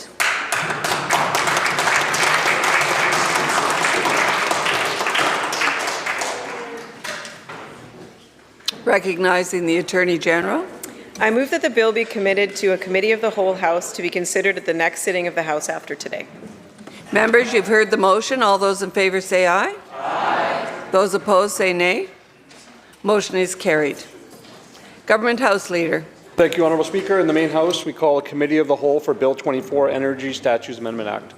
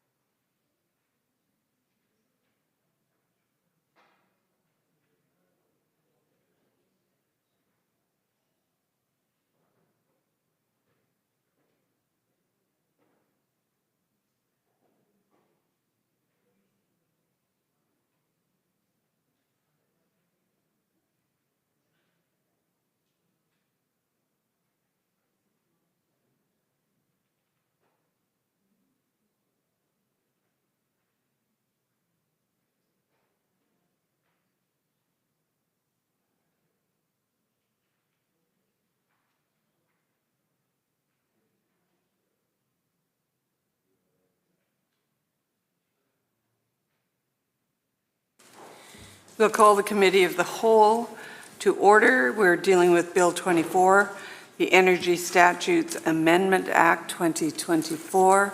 Shall Clause 1 pass? Recognizing the member for Kootenay East. Thanks, Madam Chair. Clauses 1, 2, and 3 are all about repealing and removing the standing offer program clause. So maybe under the Chair's guidance, the Minister's acceptance, could we treat all clauses 1, 2, and 3 just under one umbrella for questioning? Would that be satisfactory? Okay, great. Minister agrees, yes. Awesome, thanks.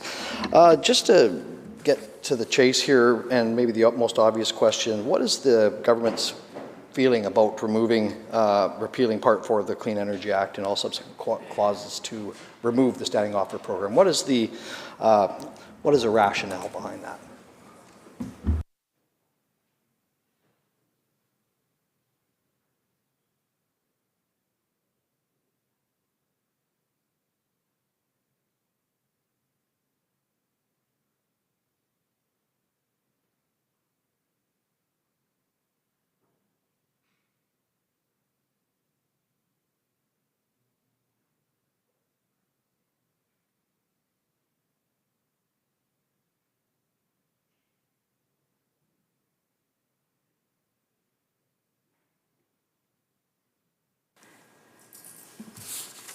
Minister of Energy, Mines and Low Carbon Innovation. Thank you, Madam Chair. And just before I provide my first answer, welcome to my critic. And I just want to introduce my staff. I've got Assistant Deputy Minister Les McLaren with me, Zach Marilovich, and Kristen Littler from the ministry as well. The answer to the member's question is the standing offer program, as he knows, has been suspended for 5 years since 2019. It offered fixed price contracts, and it's inconsistent with where government is going with respect to competitive procurement of new supply, and that's why the clauses are being, we are proposing that the clauses be removed. Thank you. Member. So, to the Minister's answer then, so by removing the standing offer program, the government will be removing a requirement for a general call for proposal, I guess, and implementing a more targeted, competitive model. Can the Minister explain the difference between what we had and what we're going to see?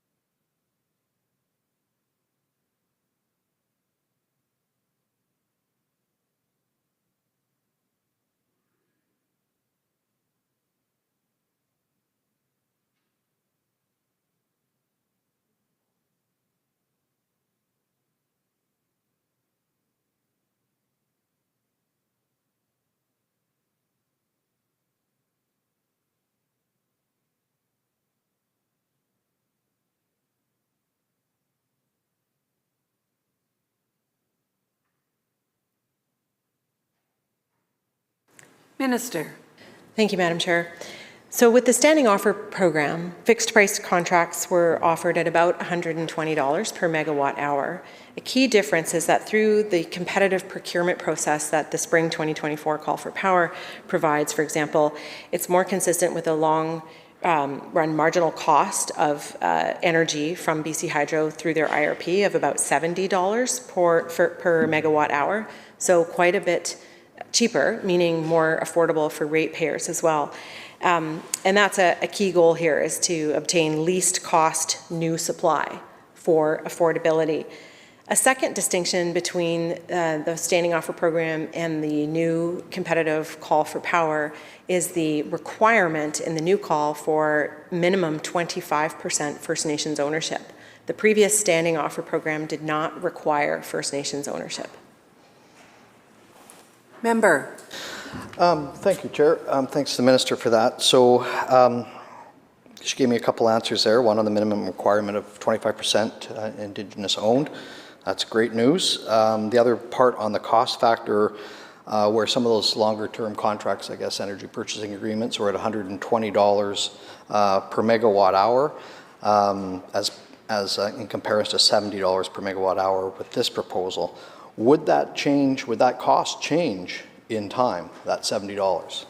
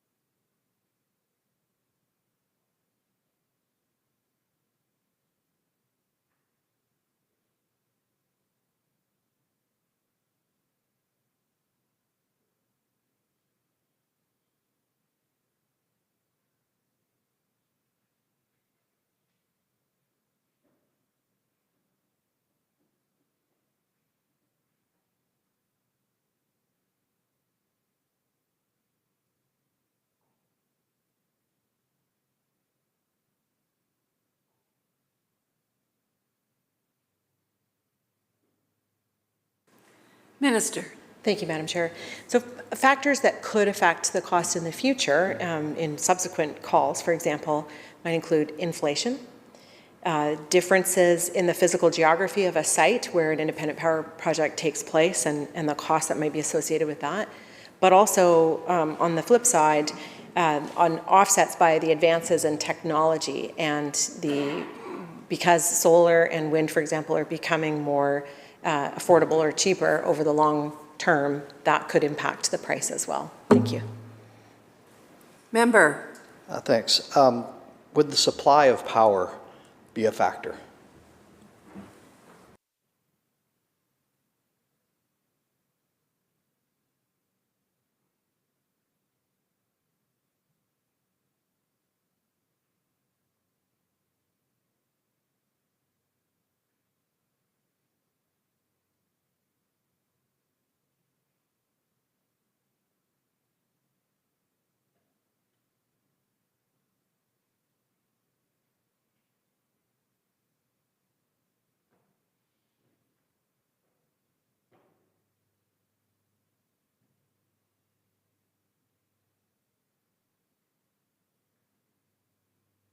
Minister. Thank you, Madam Chair. I might ask through you if the member might just expand a little bit on that and what he's getting at in terms of how supply could impact the cost or be a factor, I think was the question. Member. Thanks, Chair. Just the cost of power. If there's a less supply, or perhaps even an increase in demand, that would be another question. Would supply be a factor? Would demand of power be a factor in the cost?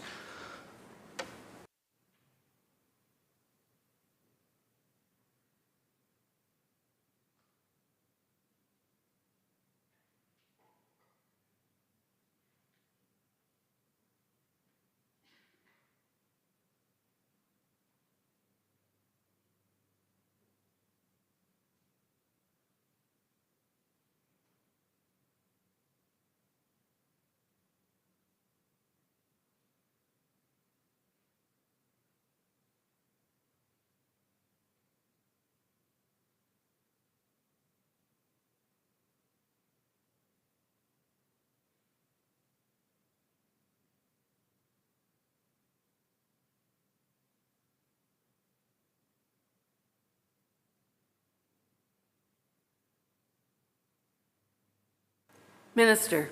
Thank you, Madam Chair. So the initial indicators in the spring 2024 call for power show a very strong response. And that means we can expect to see a very competitive process, that there's more than adequate supply to be able to meet the call's request for 3,000 gigawatt hours per year. Member. Thanks, Chair. Well, the question was just straight up. We're seeing a decrease in energy capacity in the province. That's why we have a call for power.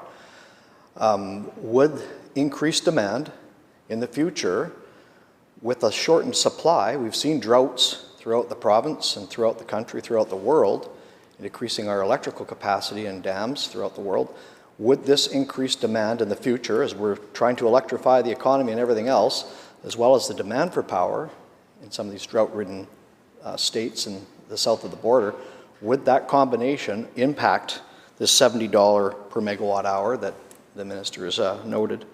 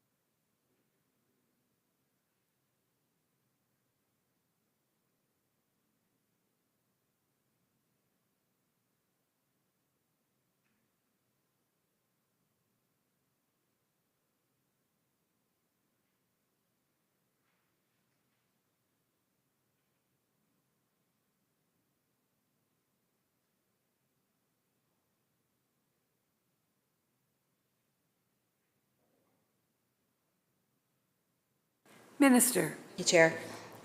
Through you to the member, thank you for that. I think I understand the question a little bit better.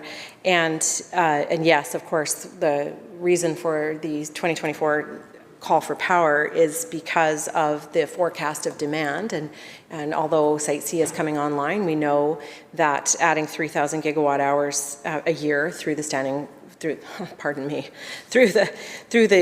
call for power is an important addition to the grid, not only in terms of supply, but in terms of diversity as well. And I want to touch on that too, because the member talks about drought impacts on the hydro system and specifically the impacts on price. And so the inflows into the hydro system are independent of the prices that we see for wind and solar.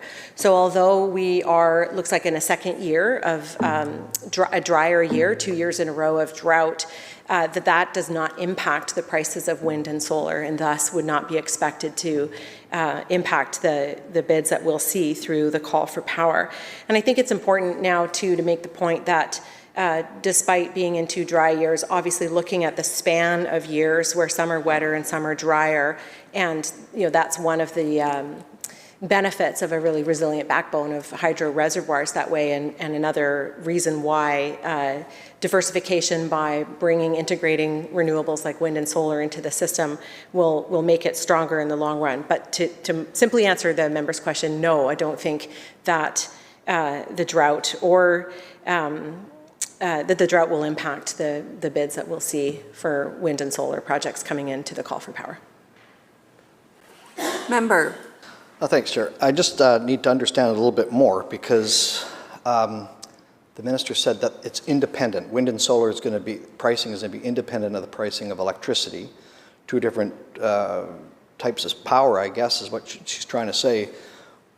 And maybe I'm wrong on what she said, but I need to understand how they work together, because if there is a higher demand and we don't have the capacity with electricity, with droughts and other things that she's mentioned, inflation, geography, technology, all these other things, then there could be an increase in demand for wind and solar. If there's a higher demand for wind and solar, the price would certainly go up because more infrastructure is needed, more projects need to be built, higher capacity needs to be recognized. So is there not a correlation between the energy contracts or the procurement process, I guess it would be, for this new model that we're putting out instead of the SOP? Is there no correlation between that and overall energy use in the province?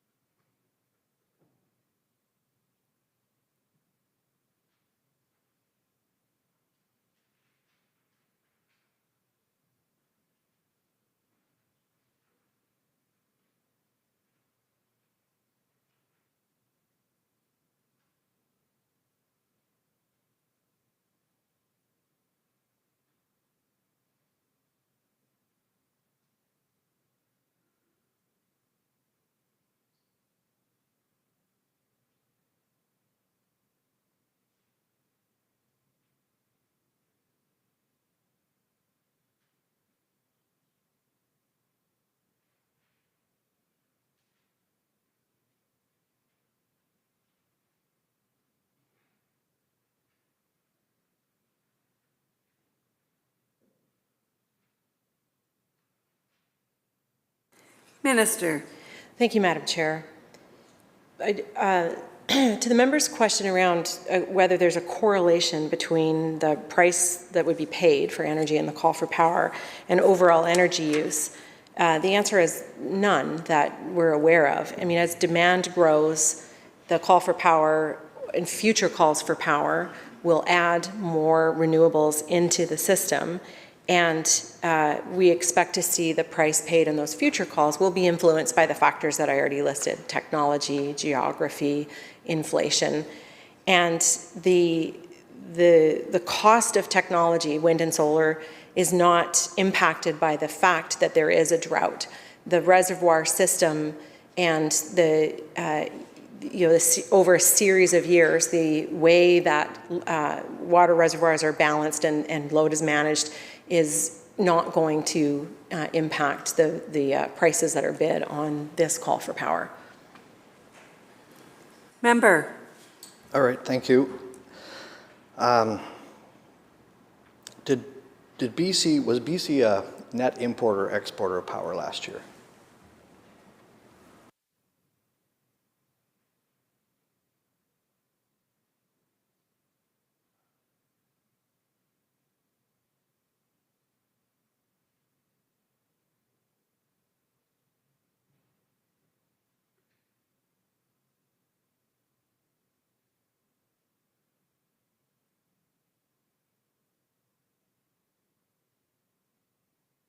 Minister. Thank you, Madam Chair.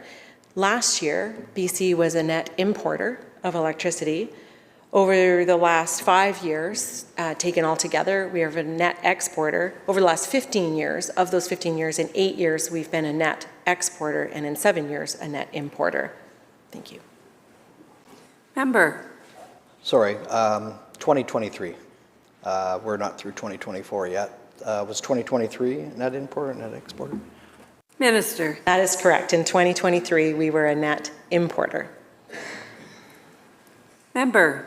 The prices that the Minister just recited, the $70 per megawatt hour, that could change, obviously. She's spoke of a few things that could contribute to a hiring or lowering of that price. Inflation, geography, technology. I think she also admitted supply, demand for that power could impact those prices. How is that pricing model, where'd that number come from?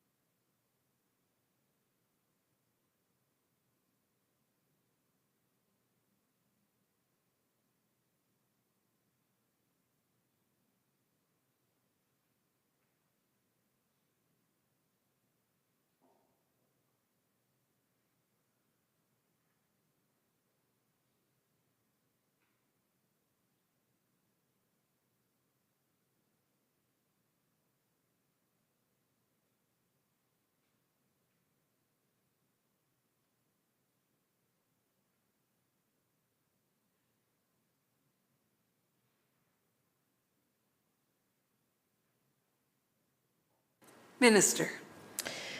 Thank you, Madam Chair. The long-run marginal cost of $70 per gigawatt hour is a figure determined by BC Hydro through their IRP process, and they do that by looking extensively at the resource options before them, advances in technology, and very importantly, the prices that are paid in procurement in other jurisdictions. So essentially, it's the price of adding a new unit of supply. And the member is correct that we expect the bids for the call for power to come in close to that LRMC of $70, but I want to leave no impression that we expect it to hit that or to be exactly that. We have yet to see what the bids will be, and we'll know more later this year. Thank you. Member. Thank you. I didn't quite get that. Could you just go over the model of how that pricing came about again? I just got to write it down. Sorry. Minister. Thanks, Madam Chair. No problem.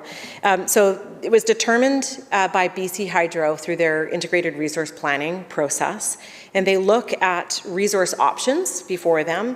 They look at advances in technology, and they look at the prices that are paid to procure energy, new electricity in other jurisdictions.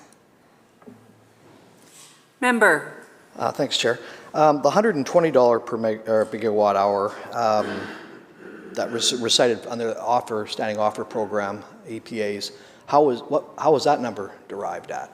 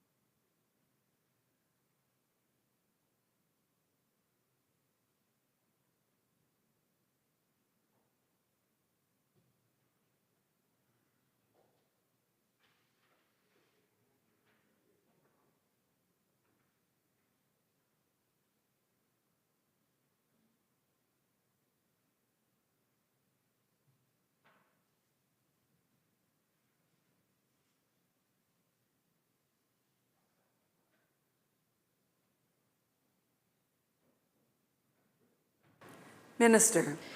Thank you. So the $120 figure that I cited is a figure that was benchmarked on a prior call around 2012, I believe. And when I say 120, that includes inflation since the contracts were entered into. Member. Thanks. I'm just wondering if the minister can expand a little bit more on that. Was mid-C pricing part of that comparator?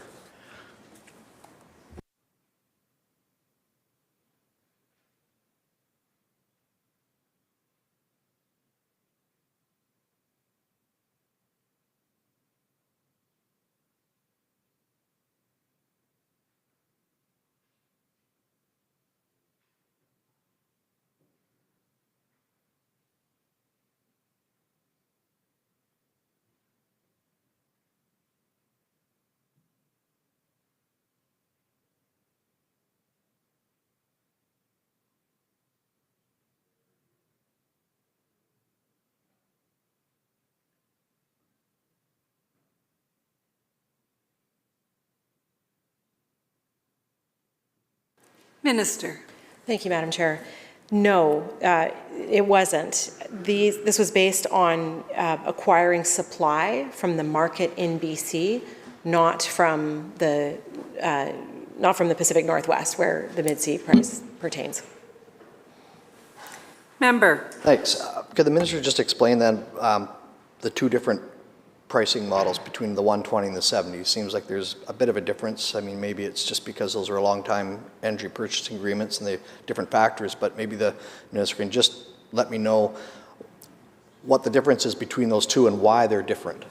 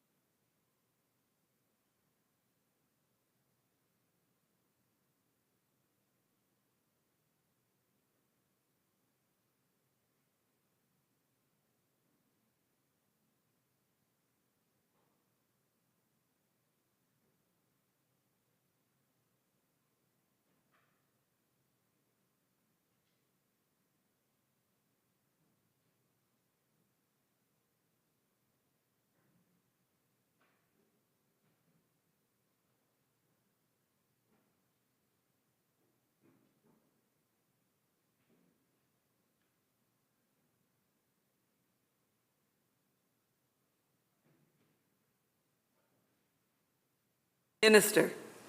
Very much, Madam Chair. So let me try to come at this question again slightly differently.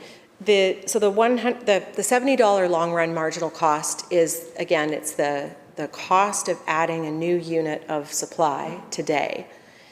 And the $120 was based on a benchmark from prior bids. So a different way of establishing a price effectively. And we don't want to benchmark based on past bids, because we need to update in terms of the technologies, the price of those technologies today, and the scale. And I think it merits mentioning that the call for power is around utility scale sized projects, meaning that there's an economy of scale there too, which will help to keep the price lower that's bid and ultimately, obviously, the price more affordable for customers. Member. Chair, so why can't the new pricing model be implemented in the existing SOP program? Why couldn't that be amended that way?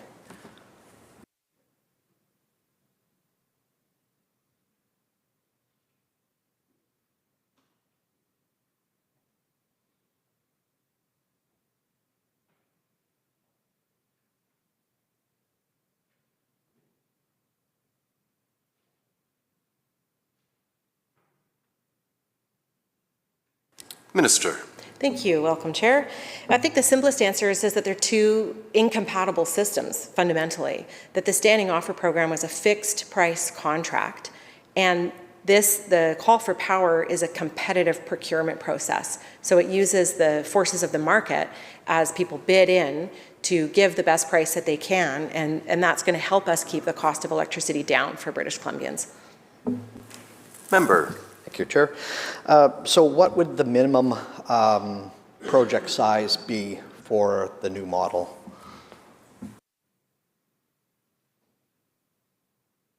Minister. Thank you, Chair. These utility scale projects have a minimum of 40 megawatts and a maximum of 200 megawatts in size. Member. Thanks, Chair. Can the minister tell me then how were those numbers derived? How did we get to those numbers?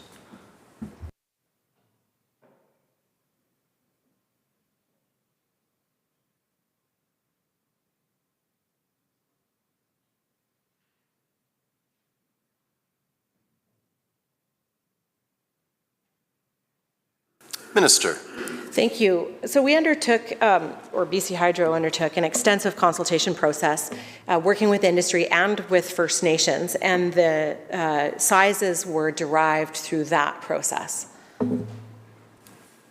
Member. Thanks, Chair. Okay, we'll get into that piece then. Minister made mention of Indigenous consultation. She also mentioned earlier that one of the differences between this and the standing offer program, there's a minimum 25% Indigenous ownership. Good thing. Can the minister first tell me how many projects were part of the original SOP program when it was first implemented until 2019 when there was a halt?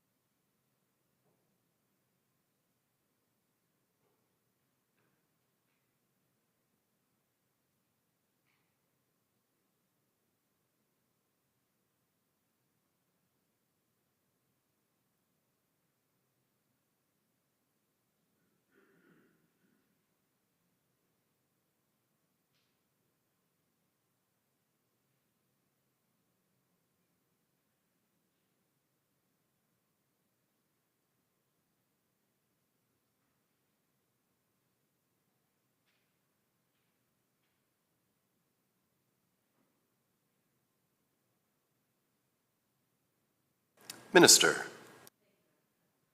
Thank you, Mr. Chair.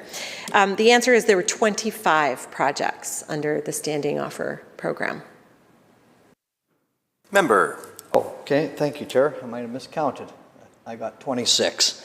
Can the minister then tell me, as I go through this, how much power was produced by those 25 projects?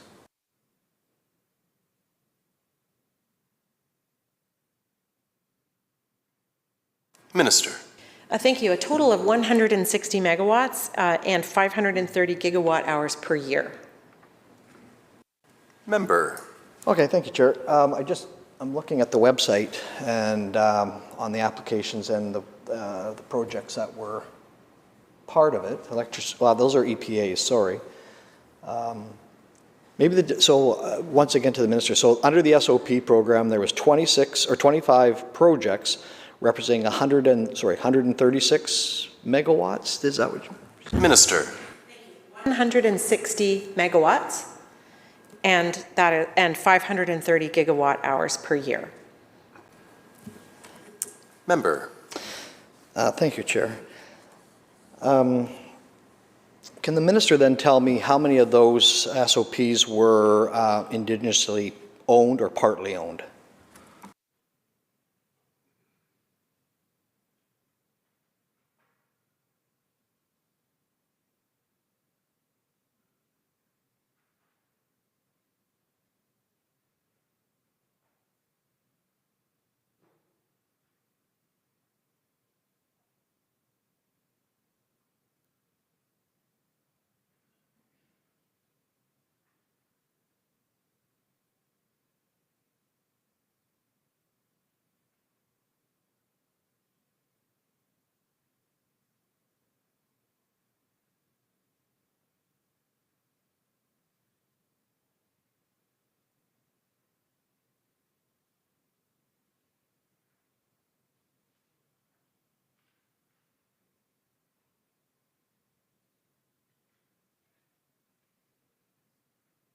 Minister. Thank you, Chair. So BC Hydro is not privy to all of the arrangements that private developers may have made with First Nations, but we are aware, we do know of 5 or 6 projects where First Nations hold an ownership stake. Member. Thanks, Chair. So in figuring it out on the 25% ownership, does the minister tell me then she didn't know what some of the other contracts were comprised of on ownership with Indigenous? What I'm getting at is a lot of these could have been a lot more than 25%, and by making it a minimum of 25, it might actually do the reverse to what the minister might be setting out to do. And that's to include more ownership in projects. I know it's a minimum, but it is now a minimum. It is set in stone. I'm just wondering the rationale of the 25%, where did that come from?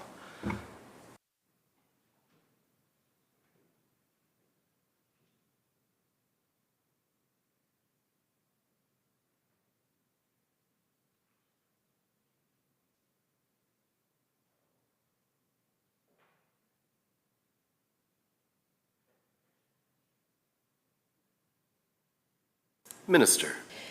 Thanks very much, Chair. I think this question really outlines one of the stark differences between the design of the call for power and the standing offer program of before.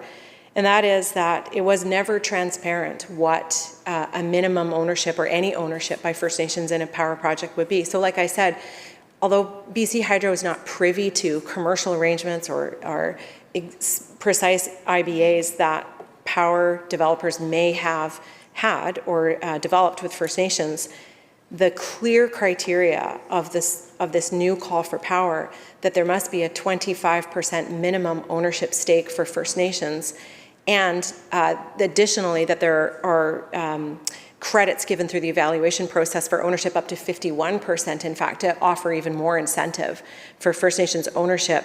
And that is clear and transparent from the very beginning. So it's challenging to compare to the past when we simply don't have the information there. And it's very important and certainly an objective of this government, a priority for this government, to ensure that First Nations are benefiting from the projects in their territories. And I see the member nodding, and I know he understands and I think agrees. So how was the 25% determined? Again, that was determined through the engagement that BC Hydro undertook with First Nations in developing this call for power, both that minimum agreement and the additional evaluation criteria for up to 51% ownership. Thank you. Member. Thanks, Chair. Why not 50%?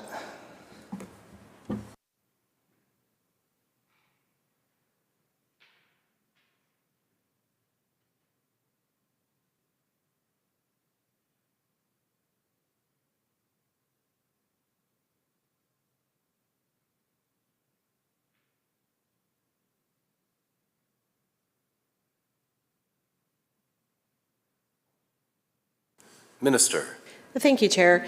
Yeah, 51% was the figure that was determined through that process of BC Hydro working with First Nations, and I think a majority ownership. We've seen examples of other resource projects in this province where there's a lot of pride in Indigenous ownership, and that majority ownership puts the First Nation in a position of decision-making authority and truly feeling and having that sense of ownership over the project while partnering with independent power producers. So the design, again, of the actual bid will be up to the power producer working with the nations, and they'll together determine what the right structure is and then put that into the call for power. And again, with a minimum 25% ownership stake, and that could be up to 100. I mean, it's not impossible that there'd be projects being bid exclusively by First Nations companies. Thank you. Member. No, the question was why wasn't the minimum 50%?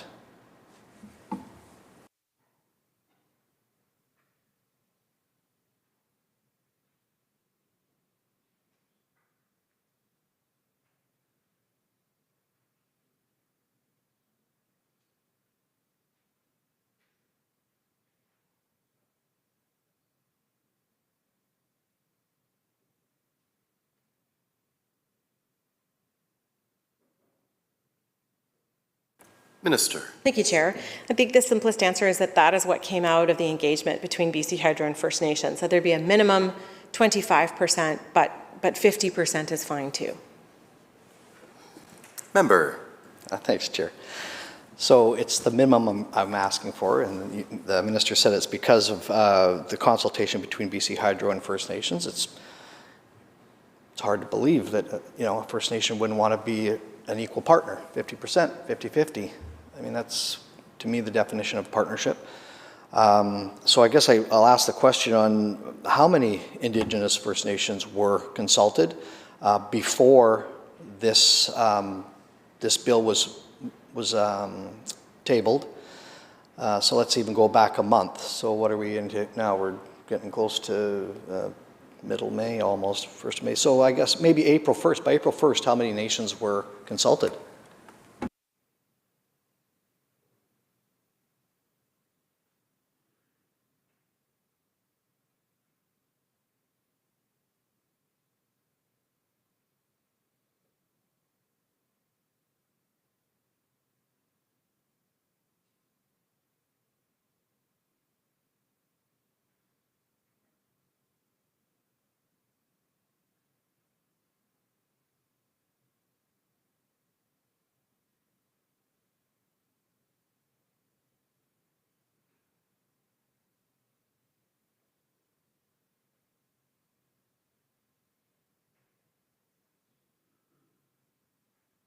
Minister. Thank you, Chair.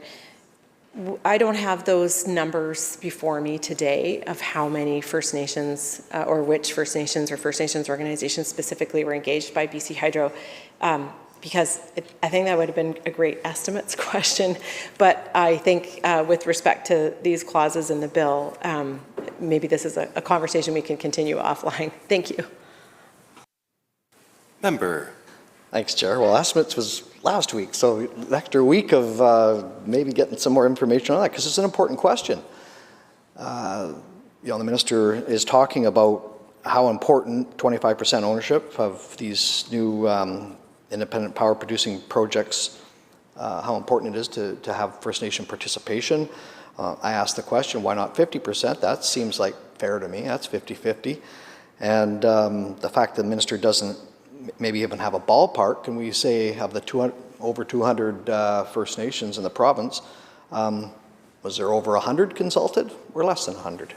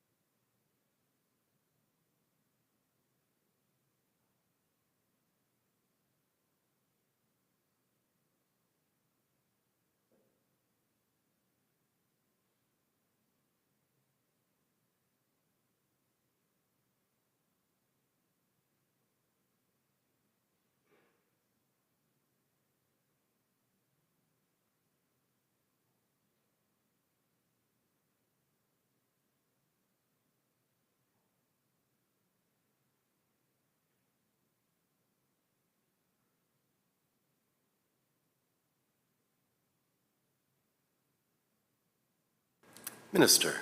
Thank you, Chair. Between June 2023 and January 2024, BC Hydro engaged 99 First Nations. Good guess to the member through you, Chair. Good guess.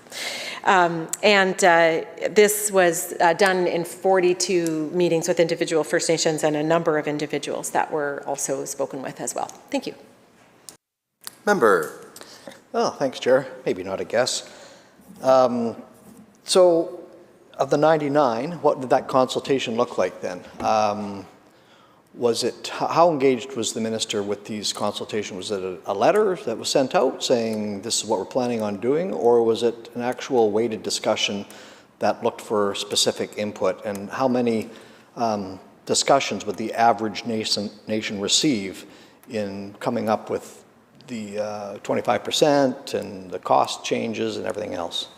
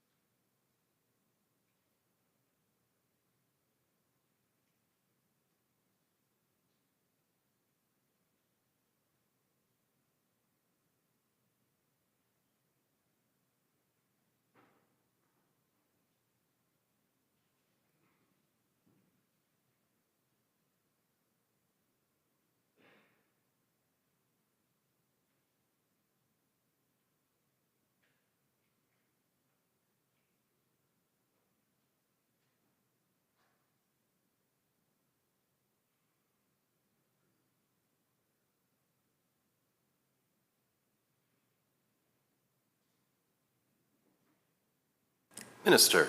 Thank you, Chair.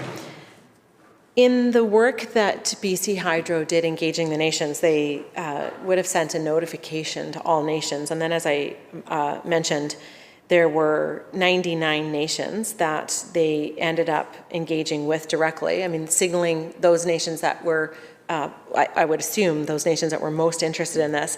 They were all offered opportunities for engagement sessions, and those 42 individual nation meetings took place. I can't answer the member's question around the substance of those meetings. I wasn't present myself, or whether a nation met with Hydro twice. And BC Hydro will have a detailed engagement record, but that's not something that I have at my fingertips today. Thank you.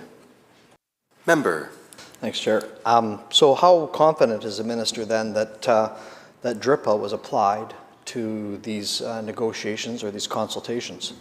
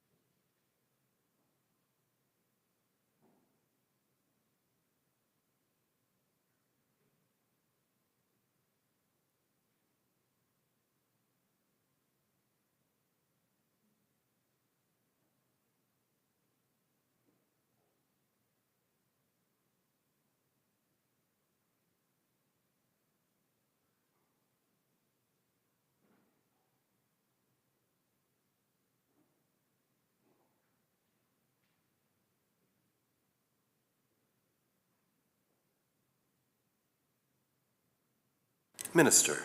Thank you, Chair. BC Hydro takes their obligations under DRIPA very seriously, and in fact, they have developed a DRIPA implementation plan. So it would be my expectation, of course, that the engagement that they undertook was consistent with that plan. I certainly received regular updates from BC Hydro around the engagement, and I'm satisfied that BC Hydro has done everything that they can to take that engagement very seriously, and in that manner, I think we all understand just how important that is. Thank you. Member.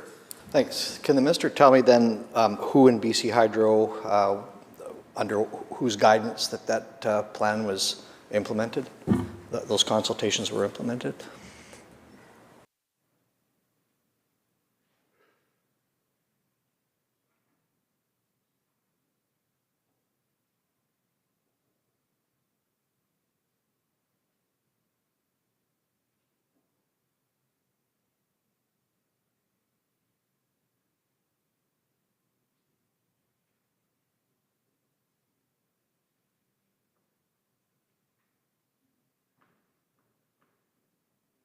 Minister. Thank you, Chair. BC Hydro undertook this engagement with a team, and that was under the guidance of the executive of BC Hydro. Thank you. Member. Thanks, Chair. At 2019, when the SOP program was halted, can the minister tell me how many applications were in the queue for to be accepted or denied?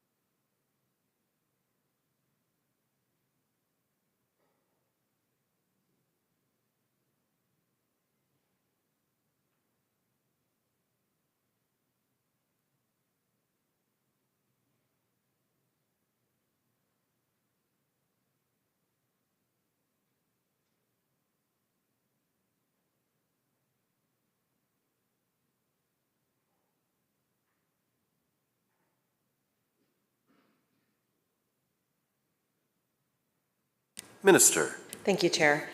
I don't have the specific number. I'll note that entries into the program were suspended before the program itself was suspended. When the standing offer program was indefinitely suspended in 2019, there were 5 projects, though, that were exempted in that process because they had significant First Nations involvement and or they were part of impact benefit agreements. Thank you. Member. Thanks, Chair. I have a list of applicants that were in the queue that were current accepted applications that hadn't come out of the process yet, and I got 14 of them. Maybe the minister can see the same chart that I've got that's on their website.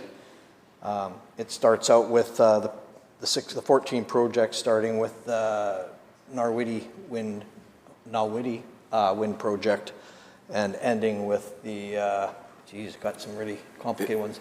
Zanbeki Wind Energy Project.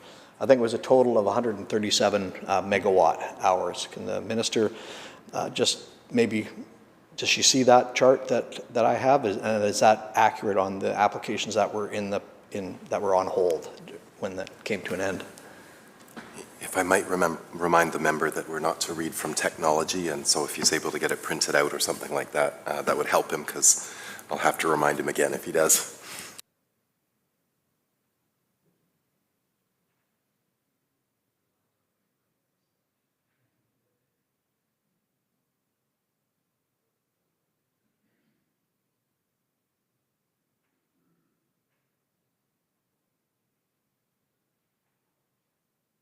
Minister. Thank you, Chair. And thank you for the reminder of technology. I'm not able to access a website right now to confirm if the member's looking at the same website that I could be looking at that I'm not looking at, because I don't have technology here to do that. So maybe, again, that's a conversation we can pursue later, or somehow take that up. Thank you. And we're on clause 1. I understand clause 1, 2, and 3. So, member. Yes, thank you, Chair, and forgive me for using the technology. I did have it printed out, and I don't see that paper here, so I did have it. But at any rate, the 14 projects I brought to the minister's attention represented some of those applications that were in process back in 2017. And it represented about 137 megawatt hours. Now, the minister already stated earlier there was 25, I think she said, projects. I had 26, but at any rate, it was about 160 megawatts of capacity. I had 176 because I had 26, so maybe there was a missing one in there somewhere. But at any rate, it's the size of the projects. How many of the SOP projects that were accepted or in application for were over 40 megawatts in size?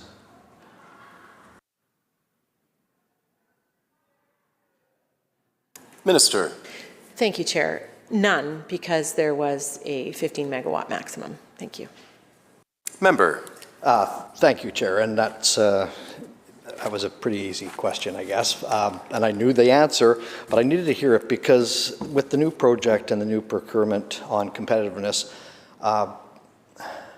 puts the new applicants at, or the people that can, application I guess would be, over 40 megawatts. Now, the old SOP obviously was 15 or less, and it benefited a lot of smaller communities, some that don't need those big, huge projects. A couple maybe perhaps in her own riding.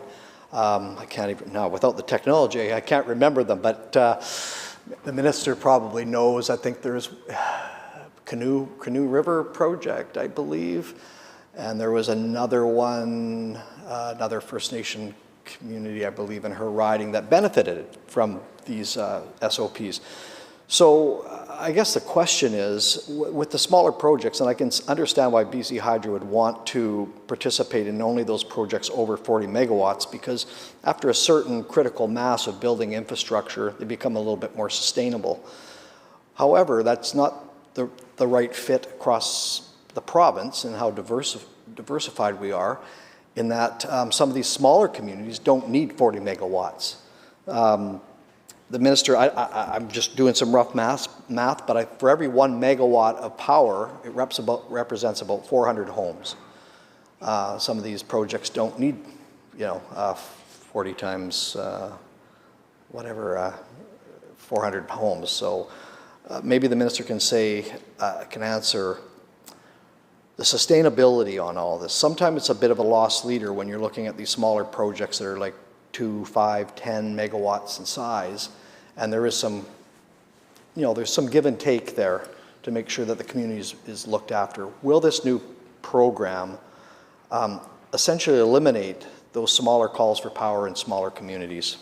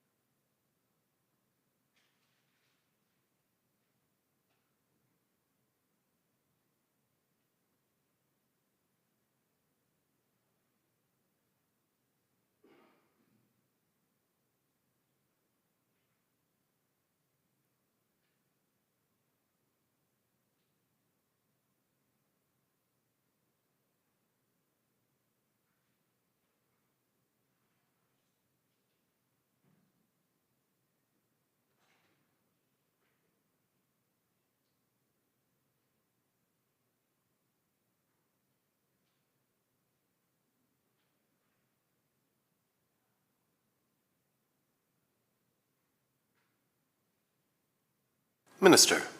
Thank you, Chair. So the member very correctly points out a difference between the standing offer program that was for projects less than 15 megawatts in size and the call for power, this competitive call for power, which focuses on utility scale projects that are from 40 to 200 megawatts in size. And again, that's to achieve a cost that doesn't see an adverse impact on the rates that British Columbians pay, because we know how important that is. But we also know just how important smaller projects are for First Nations, and it has never been lost on this government how much it means for a First Nation to have the energy independence that comes from that, the benefit to their communities, and the ability to participate and have a stake in that energy future for their community. There's two ways that are important for First Nations to participate, and roughly, and that one would fall into securing more energy independence from fossil fuels and being able, particularly in remote communities that are not connected to the grid, to be able to use renewables, for example, clean electricity to power their communities. And government has a program to help address that with a Clean BC goal, in fact, of reducing diesel dependence in these communities by 80%. But also for grid-connected communities, the ability to enable First Nations to take part in these in renewable projects. And so with the $140 million that government has provided to the New Relationship Trust and through the Indigenous Clean Energy Initiative, this is a way that we will be able to work with First Nations to enable them to undertake independent power projects. But because of the small size and the inability to reach that, we've been talking a lot about the LRMC, the long run marginal cost, and trying to get purchase agreements that are close to that so that we keep rates down, that this funding provided through the New Relationship Trust will help to make up that cost difference of a smaller project that just isn't able to achieve that economy of scale. That is separate from the call for power. So the call for power, very distinct competitive process for these utility scale projects, and consultation with nations right now on the design of support for smaller projects is getting underway later this month. Thank you. Member. Thanks, Chair. Yeah, and I'd like to learn a little bit more about the $140 million. In my opinion, and maybe the Minister can correct me, it represents largely a stopgap on getting away from the SOP. I alluded to some of the applications that were in process. The Minister couldn't tell me how many were in the queue. She did mention, of course, the 5 that were exempt, and maybe we'll go into that in a little bit later. The $140 million. What is the criteria to access this money?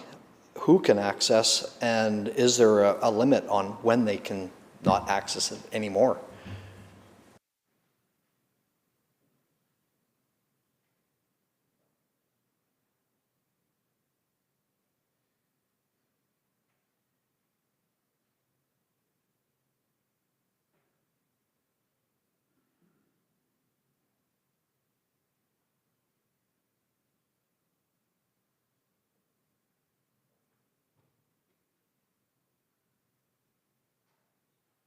Minister. Thank you, Chair.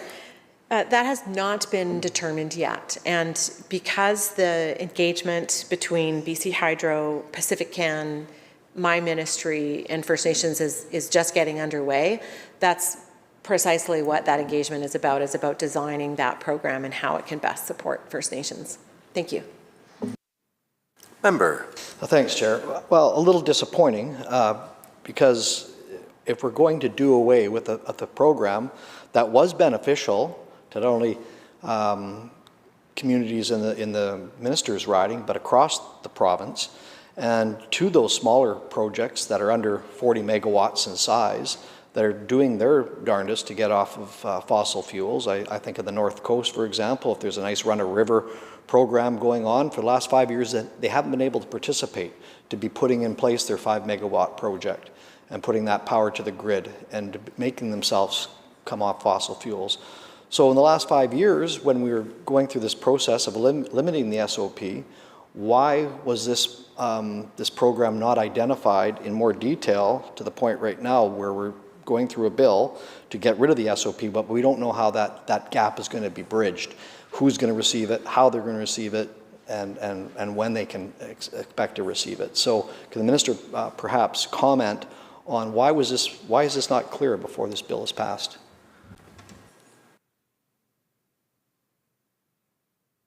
Minister. Thank you very much, Chair. The standing offer program has been suspended for 5 years, and as we've talked about earlier this afternoon, it had no requirement for Indigenous participation. The commitment is there. The $140 million has been allocated, and the commitment is there publicly around the design of this program. So I don't think, the timing, obviously the legislative session, we have 2 weeks left, and so it was government's decision to undertake this now because we're confident that we'll be working with First Nations through, as I've been talking about, through the BC Indigenous Clean Energy Initiative, to develop a program that helps to satisfy the needs of those nations who are looking for smaller projects to connect to the grid.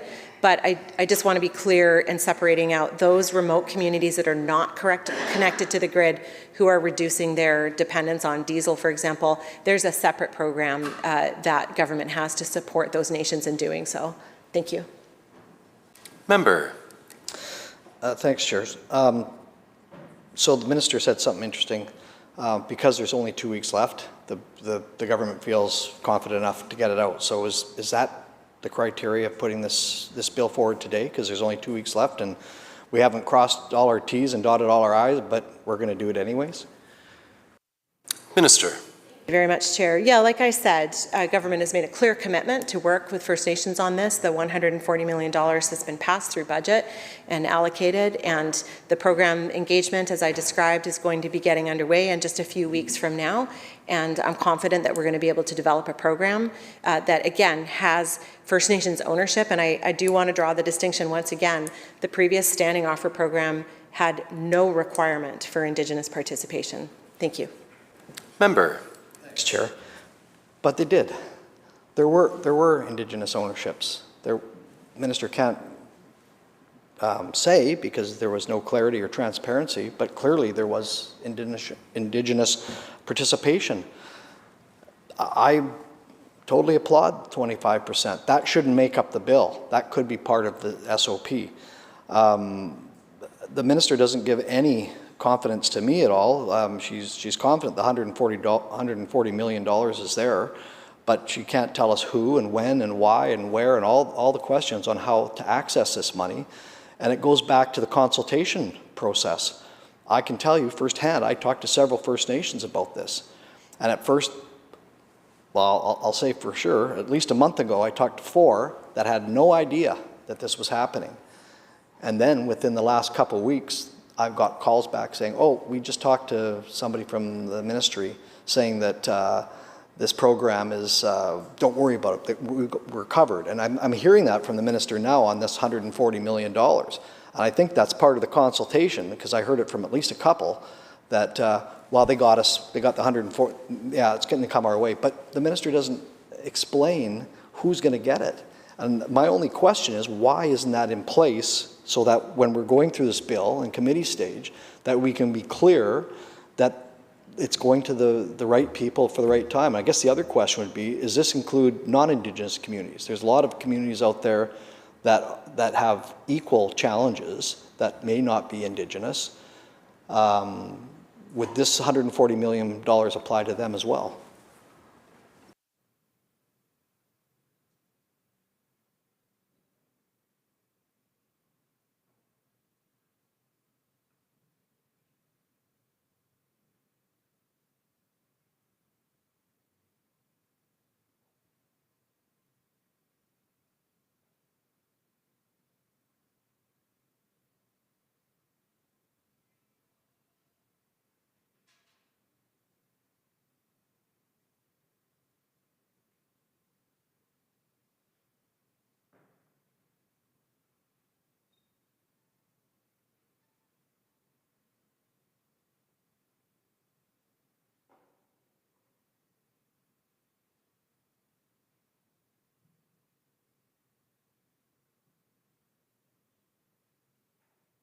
Minister. Thank you, Chair. The $140 million that's being provided through the New Relationship Trust to help support a program for Indigenous-led grid-connected projects will service those projects in communities that may or may not have Indigenous people living there, or could be communities that are side by each, for example. But it takes time to develop a program like this, and that's the work, as I described, is underway. And the member is absolutely correct that under the former Standing Offer program, there are projects that have some First Nations ownership, and I'm aware of 5 or 6 of them, as I had stated earlier. But there was never a requirement for that to take place. And so in the Call for Power program, the minimum requirement is there, and I think it's obviously a strong signal of the way things are moving with respect to clean energy and the expectation that our government has, and I think that society has, about the benefits of ownership for First Nations, and they're enabling First Nations and partnering with First Nations, collaborating with First Nations to see that those benefits flowing to their communities through projects like wind and solar and other renewables. Thank you.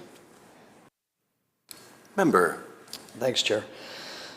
So with the new program, question would be, who decides what proponents receive approval for the clean power? What criteria will be used to make these choices?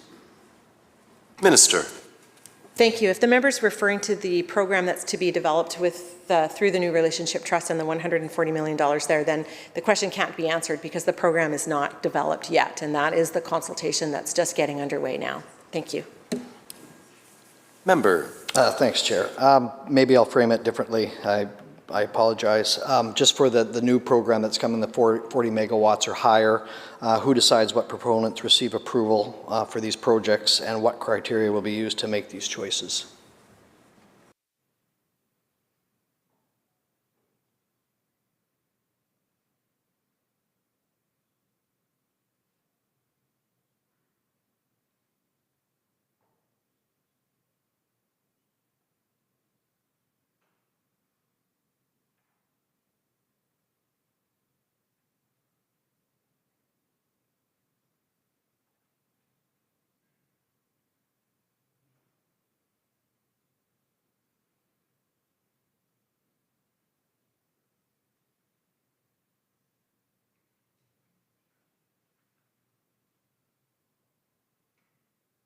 Minister. Thank you, Chair. The Call for Power has a very transparent process, which is available online, and neither the member nor I have technology in the room, but I know he can take a look and see it there. But the criteria are very clearly set out, and BC Hydro will make the final decisions. The process further to this is overseen by an independent fairness monitor. And again, just referring to the website that the member can look at if to see exactly what criteria are being used. Thank you. Member. Thanks, Chair. So the Minister indicated that BC Hydro making the decisions. Will it be BC Hydro's decision or will it be Cabinet decisions? Minister. Thank you, Chair. It is BC Hydro. Member. So no order will be used to decide any project at all? Okay.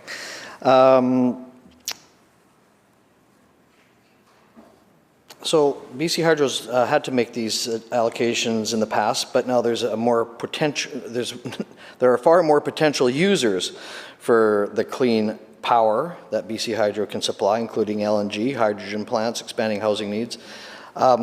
Is BC Hydro to decide on which industries will be endowed with or won't be?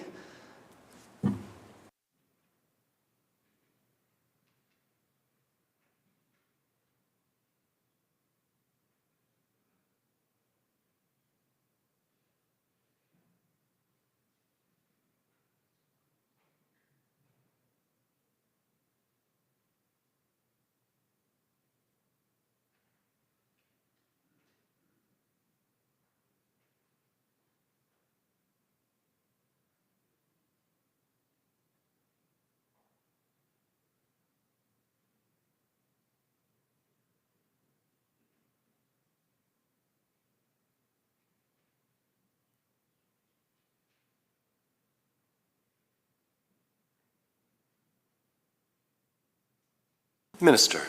Thank you, Chair.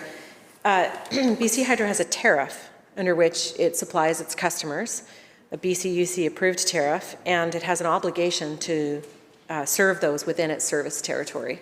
Thank you. And noting the hour, Minister.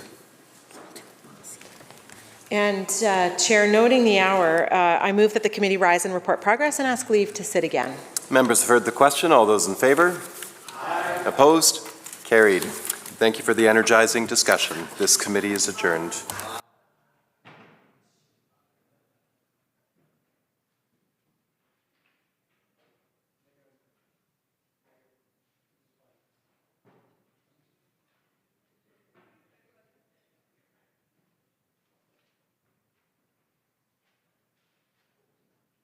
Committee Chair. Thank you. Committee on Bill 24 reports progress and seeks leave to sit again, Honourable Speaker. When shall the committee sit again, Government House Next Leader? sitting, Honourable Speaker. So ordered. Committee Chair. Honourable Speaker, Committee of Supply, Section C, reports resolution and completion of the estimates of the Ministry of Finance and reports progress on the Ministry of Indigenous Relations and Reconciliation and asks leave to sit again. When shall the committee sit again? Next sitting, Honourable Speaker. So ordered. Committee Chair. Mr. Speaker, Section A reports Bill number 14 complete without amendment. Committee Chair. Now, Honourable Speaker. I haven't even asked the question Well, yet. that's what I'm looking at you. When shall the bill be read the third time? Now, Honourable Speaker. Member, you heard the question. All in favor indicate aye. Aye. Opposed? Division has been called.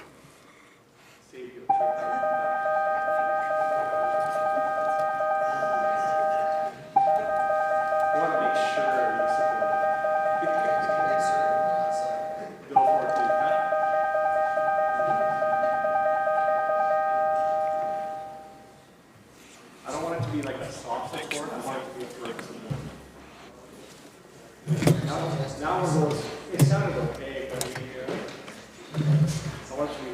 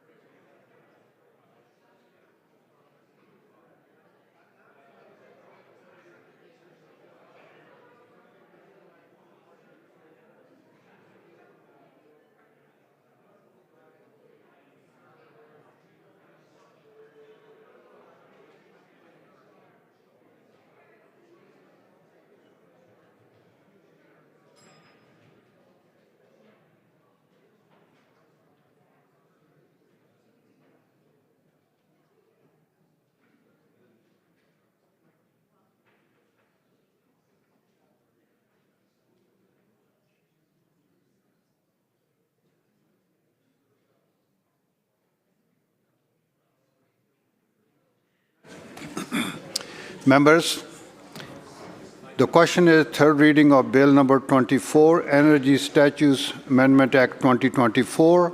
All those, not this one? Bill 14? I don't have it. You don't have it?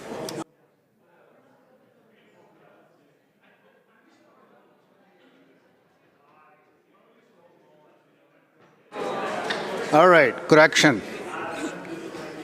Third reading of Bill 14, Tennessee Statutes Amendment Act 2024. All those in favor, please rise.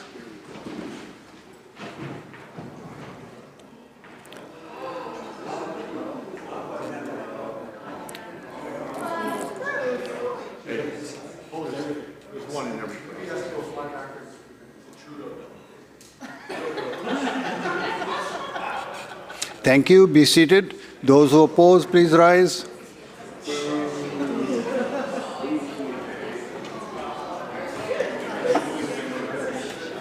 Thank you. Be seated. Madam Clerk will now connect with members online. MLA Chen, I vote aye.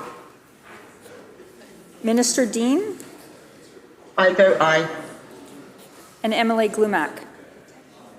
I vote aye.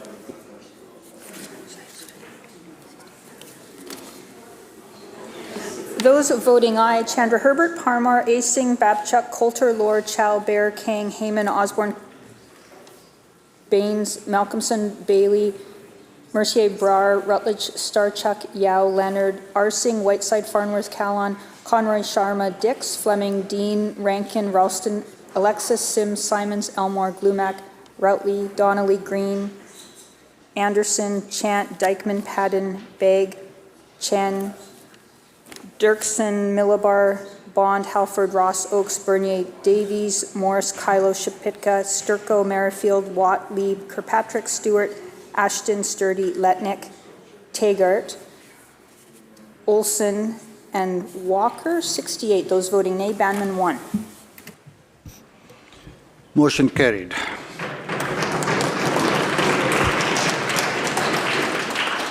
Tennessee Statutes Amendment Act 2024 has been read and has passed.